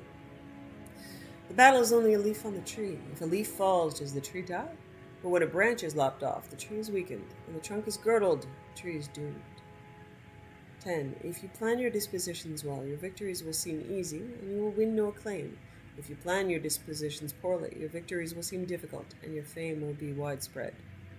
Yeah, these are someone just basically paraphrased from the Art of War. Mirandro Sul, those commonly believed to be the greatest practitioners of war magic, are almost always those with the least skill. The true masters are not known to the multitude. The Axeman. A surprising way to become proficient with an axe. Of all the members of the Morag Tongue I've spoken with, none disturb me as much as Minas Torek. quiet and reserved man who never drank, never visited a brothel, or even uttered a curse. He was famous for his ability to make people disappear. Once a person was targeted by the Brotherhood, and Torek was sent to them, they would simply cease to be. I asked him once what his weapon of choice was, and was equally startled by the answer. I only like to use axes, he said in his typical quiet voice. The image of this silent door fellow attacking anyone with a weapon as inherently bloody and violent as an axe so frightened and intrigued me that I questioned him about it further. This is an inherently dangerous activity, for assassins are not typically keen to give out their stories. Torek did not mind the questions, though. It took some time to get the full story out of him, as naturally shy and reserved as he was. It seemed that Torek had been orphaned at a very young age and sent to live with his uncle, a salt rice plantation owner in Sheogorad in northern Vardenfell. The man promised to show his nephew the business and eventually make him a partner when he was old enough. In the meantime, the boy was put to work as his uncle's house servant. It was a grueling life, as the old man was very particular about how things should be done. The boy was first required to give all the floors in the house a thorough scouring, from the attic to the cellar. Whenever the floor was not cleaned to the uncle's satisfaction, which was frequent, Torek was thrashed and forced to begin again. The boy's second duty was to ring the bell that would bring the laborers into the house. This was done at least 4 times a day, once for each meal, but if his uncle had any news or additional instructions for the laborers, which he frequently did, the bell might need to be sounded a dozen times or more. It was a huge iron bell in the tower, and the boy quickly discovered that he had to throw his entire body into the motion of pulling the chain in order to have it sound loud enough to bring everyone in from the field. If he was tired and did not pull the back-breaking chain hard enough, his uncle was soon at his side to beat him until he rang the bell loud and clear. Torek's third task was dusting all the shelves in his uncle's vast library. As deep and old as the shelves were, he was required to work with a long, heavy duster on a rod. The only way that he could reach to the back of the shelves was to hold the duster on his shoulders and then swing it out in a sweeping motion. Again, if the uncle saw any dust left over or felt that the boy was not working as hard as he ought to, the punishment was swift and severe. After several years, Minas Torek grew into a young man, but his job responsibilities were not increased. His uncle promised to teach him the business until Torek had demonstrated his mastery of his servile assignments.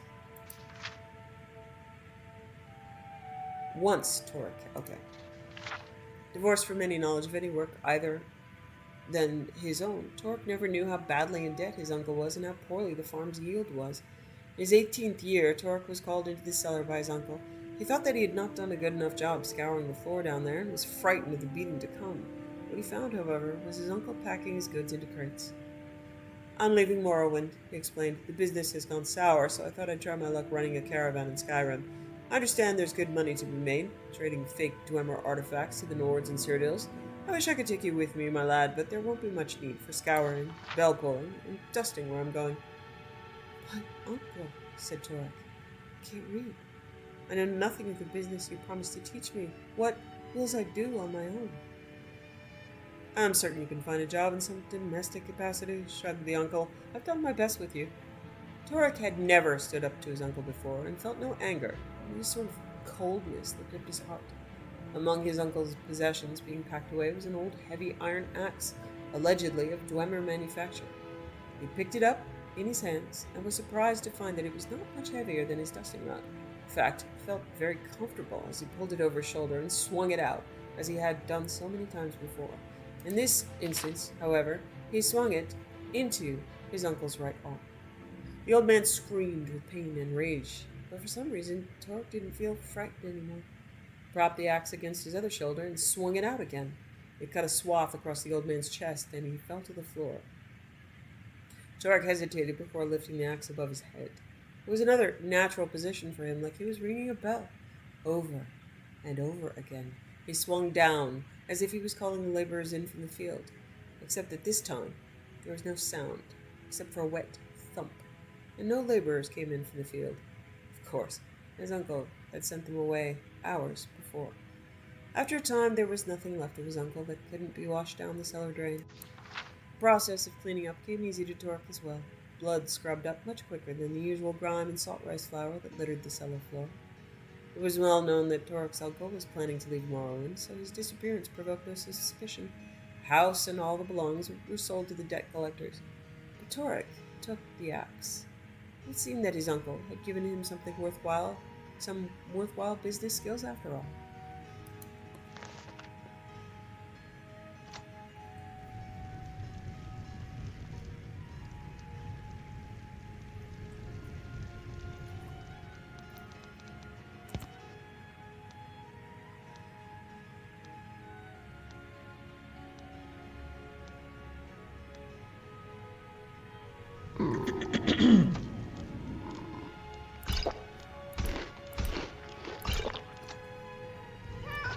Okay, you guys, I love you guys. Gotta go.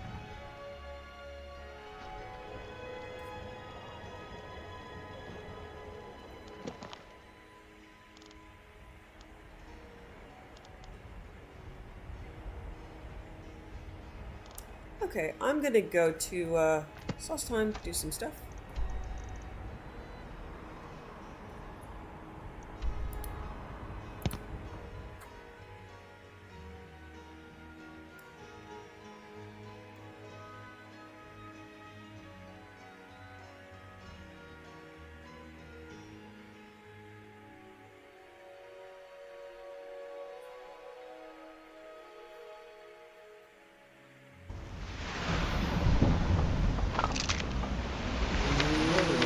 Ship-shape and ready Ash to go. storm. Northern Maiden is ship-shape and ready to go.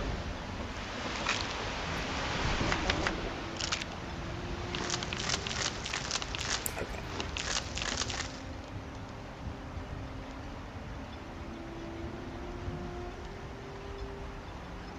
Alright, I'm gonna actually pay Mogul because I didn't realize he was helping Drellis.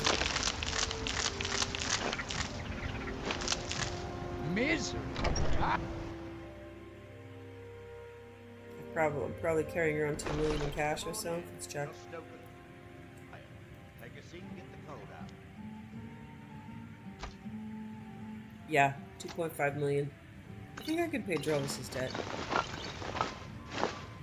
Whatever his name, Drellis? Whatever. I give you money. I work for Mogrel. You got a problem, you talk to him. Okay, I'm gonna have to wait.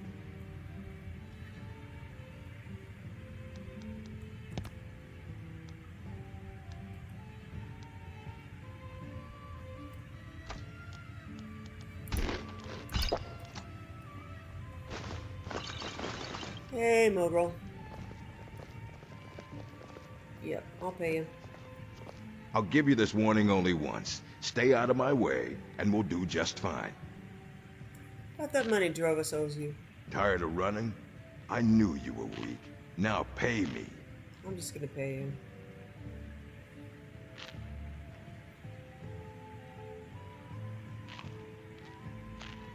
Okay. I should at least intimidate him. Yeah, that sounds good. Half. I think that'll work. Okay. I work for Mogrel. You got a problem, you talk to him.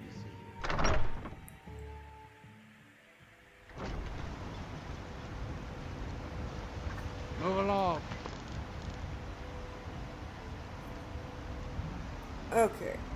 Dwarven Forge Gems. I have one.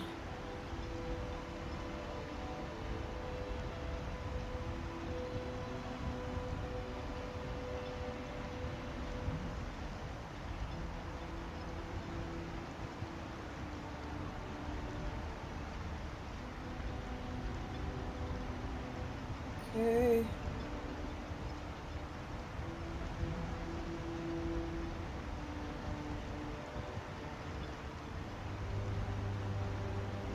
Huh.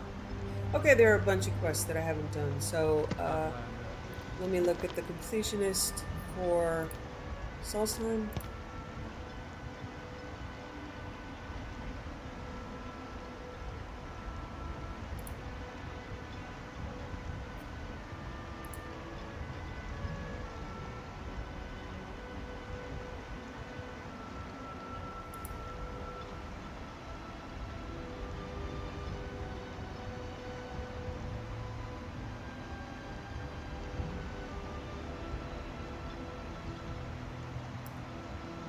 Okay, so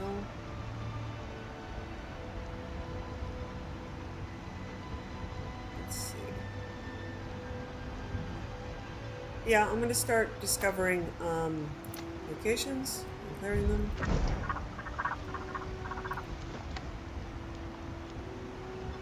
That's very cool. Completionist adding a location marker. That's cool. So this isn't specifically attached to the forge, but I might as well start doing some of these areas in order. Oh, wow. Hey, honey.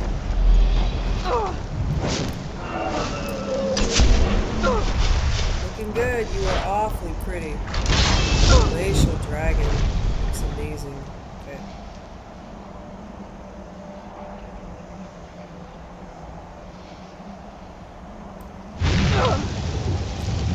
Okay, yeah, that actually hurts. I get it. But first, let me just say this. Sure.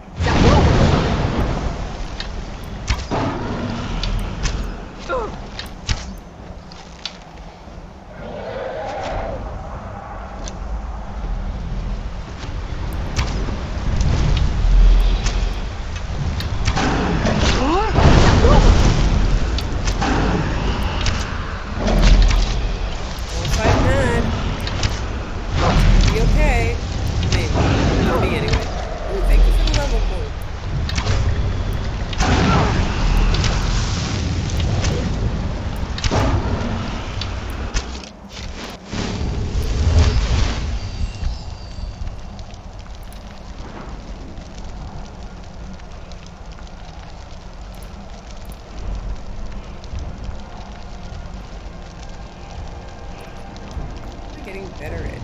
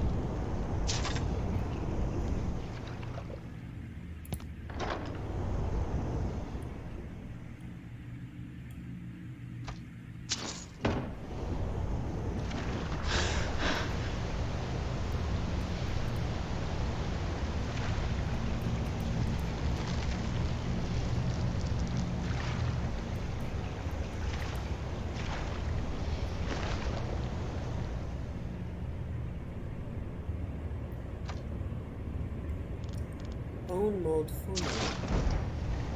Bring the bone mold formula to Glover. Okay.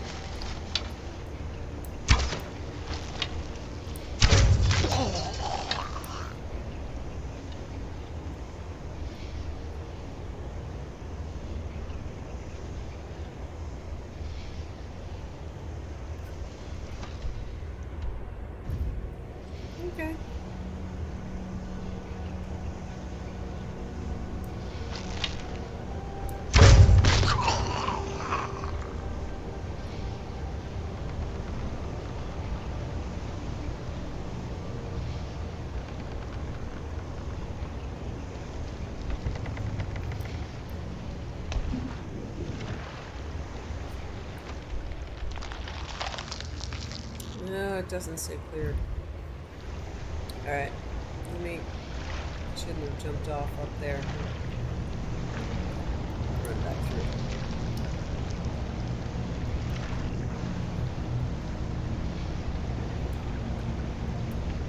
That was dumb.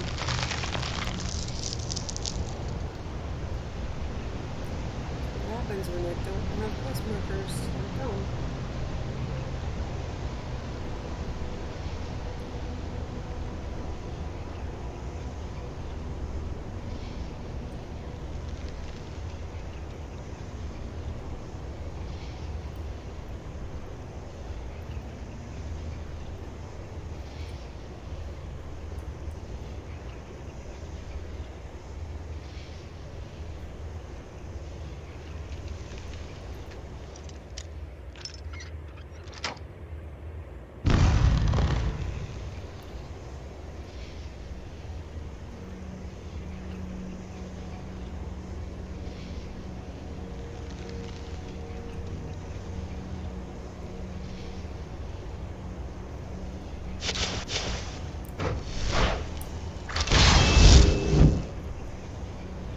So I was just up here. I need to go across. Okay.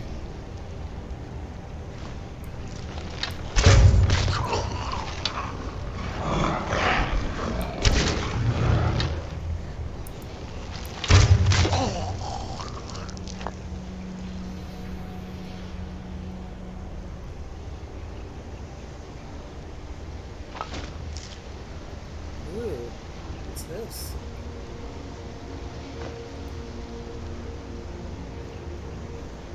Looks like a quest item to me.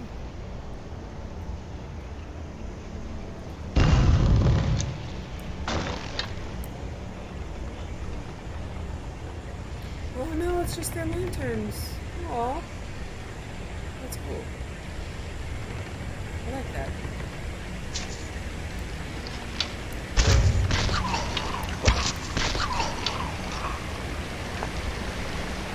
I like compliments to redirect to your decorator.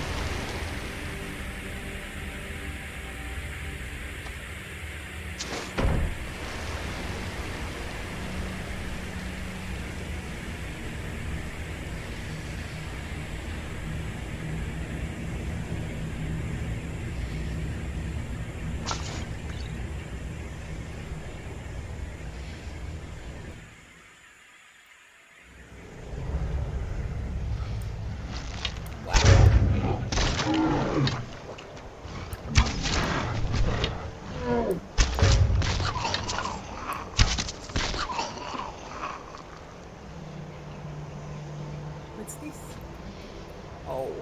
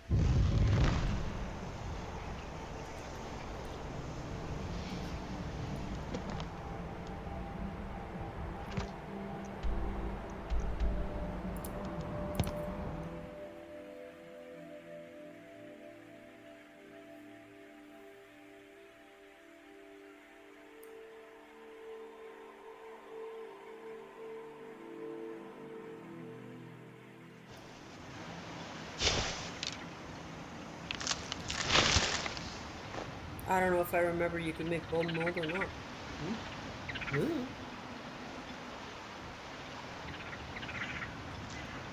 You've been a good friend to me. That means something. I noticed a shadow mark by your door. Well, well. It's been a long time since someone from the guilds bothered to make their way out here. So tell me, how's my brother Delvin? Still spending his nights at the Ragged Flagon trying to win Vex's heart? I don't think it's her heart he's after. He's well.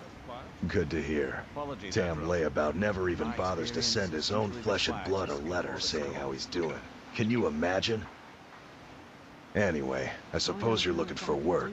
Well, I got bad news. This place is drier than a damn bone. Nothing at all? Eager to make some coin, eh? That's the spirit. I'll tell you what. The guild's got a problem out here that I've been trying to deal with for years, but haven't been able to handle. The Thieves Guild has problems out here? Don't look at me like that. I'm all alone out here, with no one to watch my back. And besides, it's really my problem anyway. I caused it. What did you do? A fellow Breton who went by the name Esmond Tyne showed up at my doorstep about a fortnight ago. He noticed the shadow marks like you did, and I thought he was one of us. He stole something from you, Rhett? That he did, right out from under my nose. Can you believe it? Rude. It's my own formula for improved bone mold. Took me years to perfect. Oh my god, are you just gonna... Well, this is your lucky day. Get formula. Well, I'll be. That's the one. Wow. What happened to Esmond? He's dead, but at least I found the formula. I told him not to head up there. Sounds like the bloody fool got what he deserved. That's hilarious. Here, I want you to take this key. Head inside my house and unlock the door in the basement. Help yourself to whatever you like inside. I won't be using it anymore. Bring your weapons and armor to me. Okay, yeah, I remembered there was some stuff in his house, but I didn't remember how you got in there. And that's how. If you're looking to purchase something, speak to my father, Betty.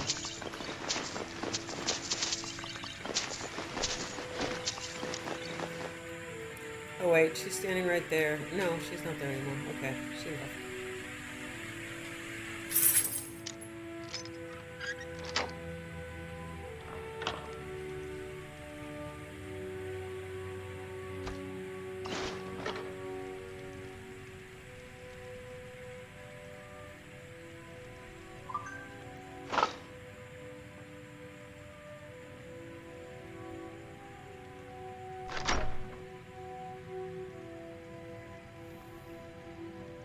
Read Glover's letter.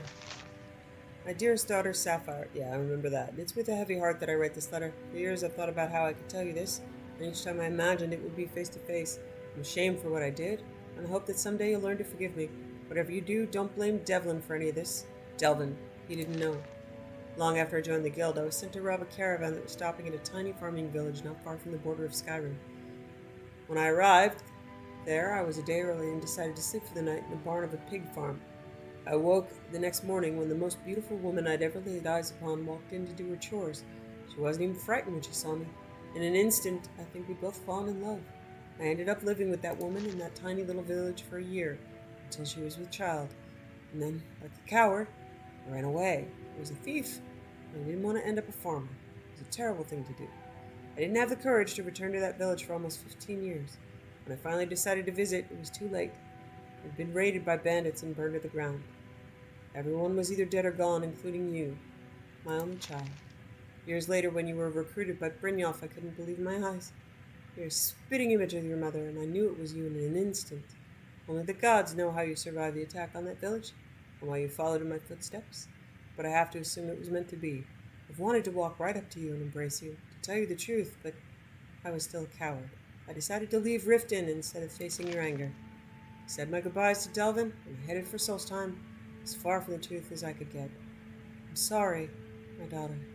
I'm sorry for never being there to hold you at night, or to protect you from whatever hardships you've endured. One day, I hope you'll make the journey to Solstheim to visit your father, Glover Mallory.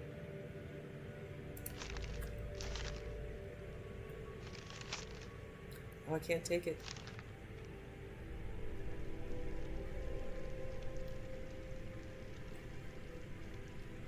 It'd be kind of cool if you could, like, give it to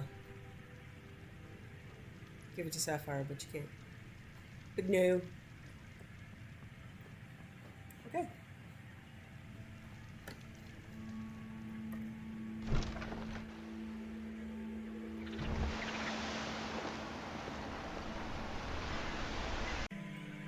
Thanks for watching.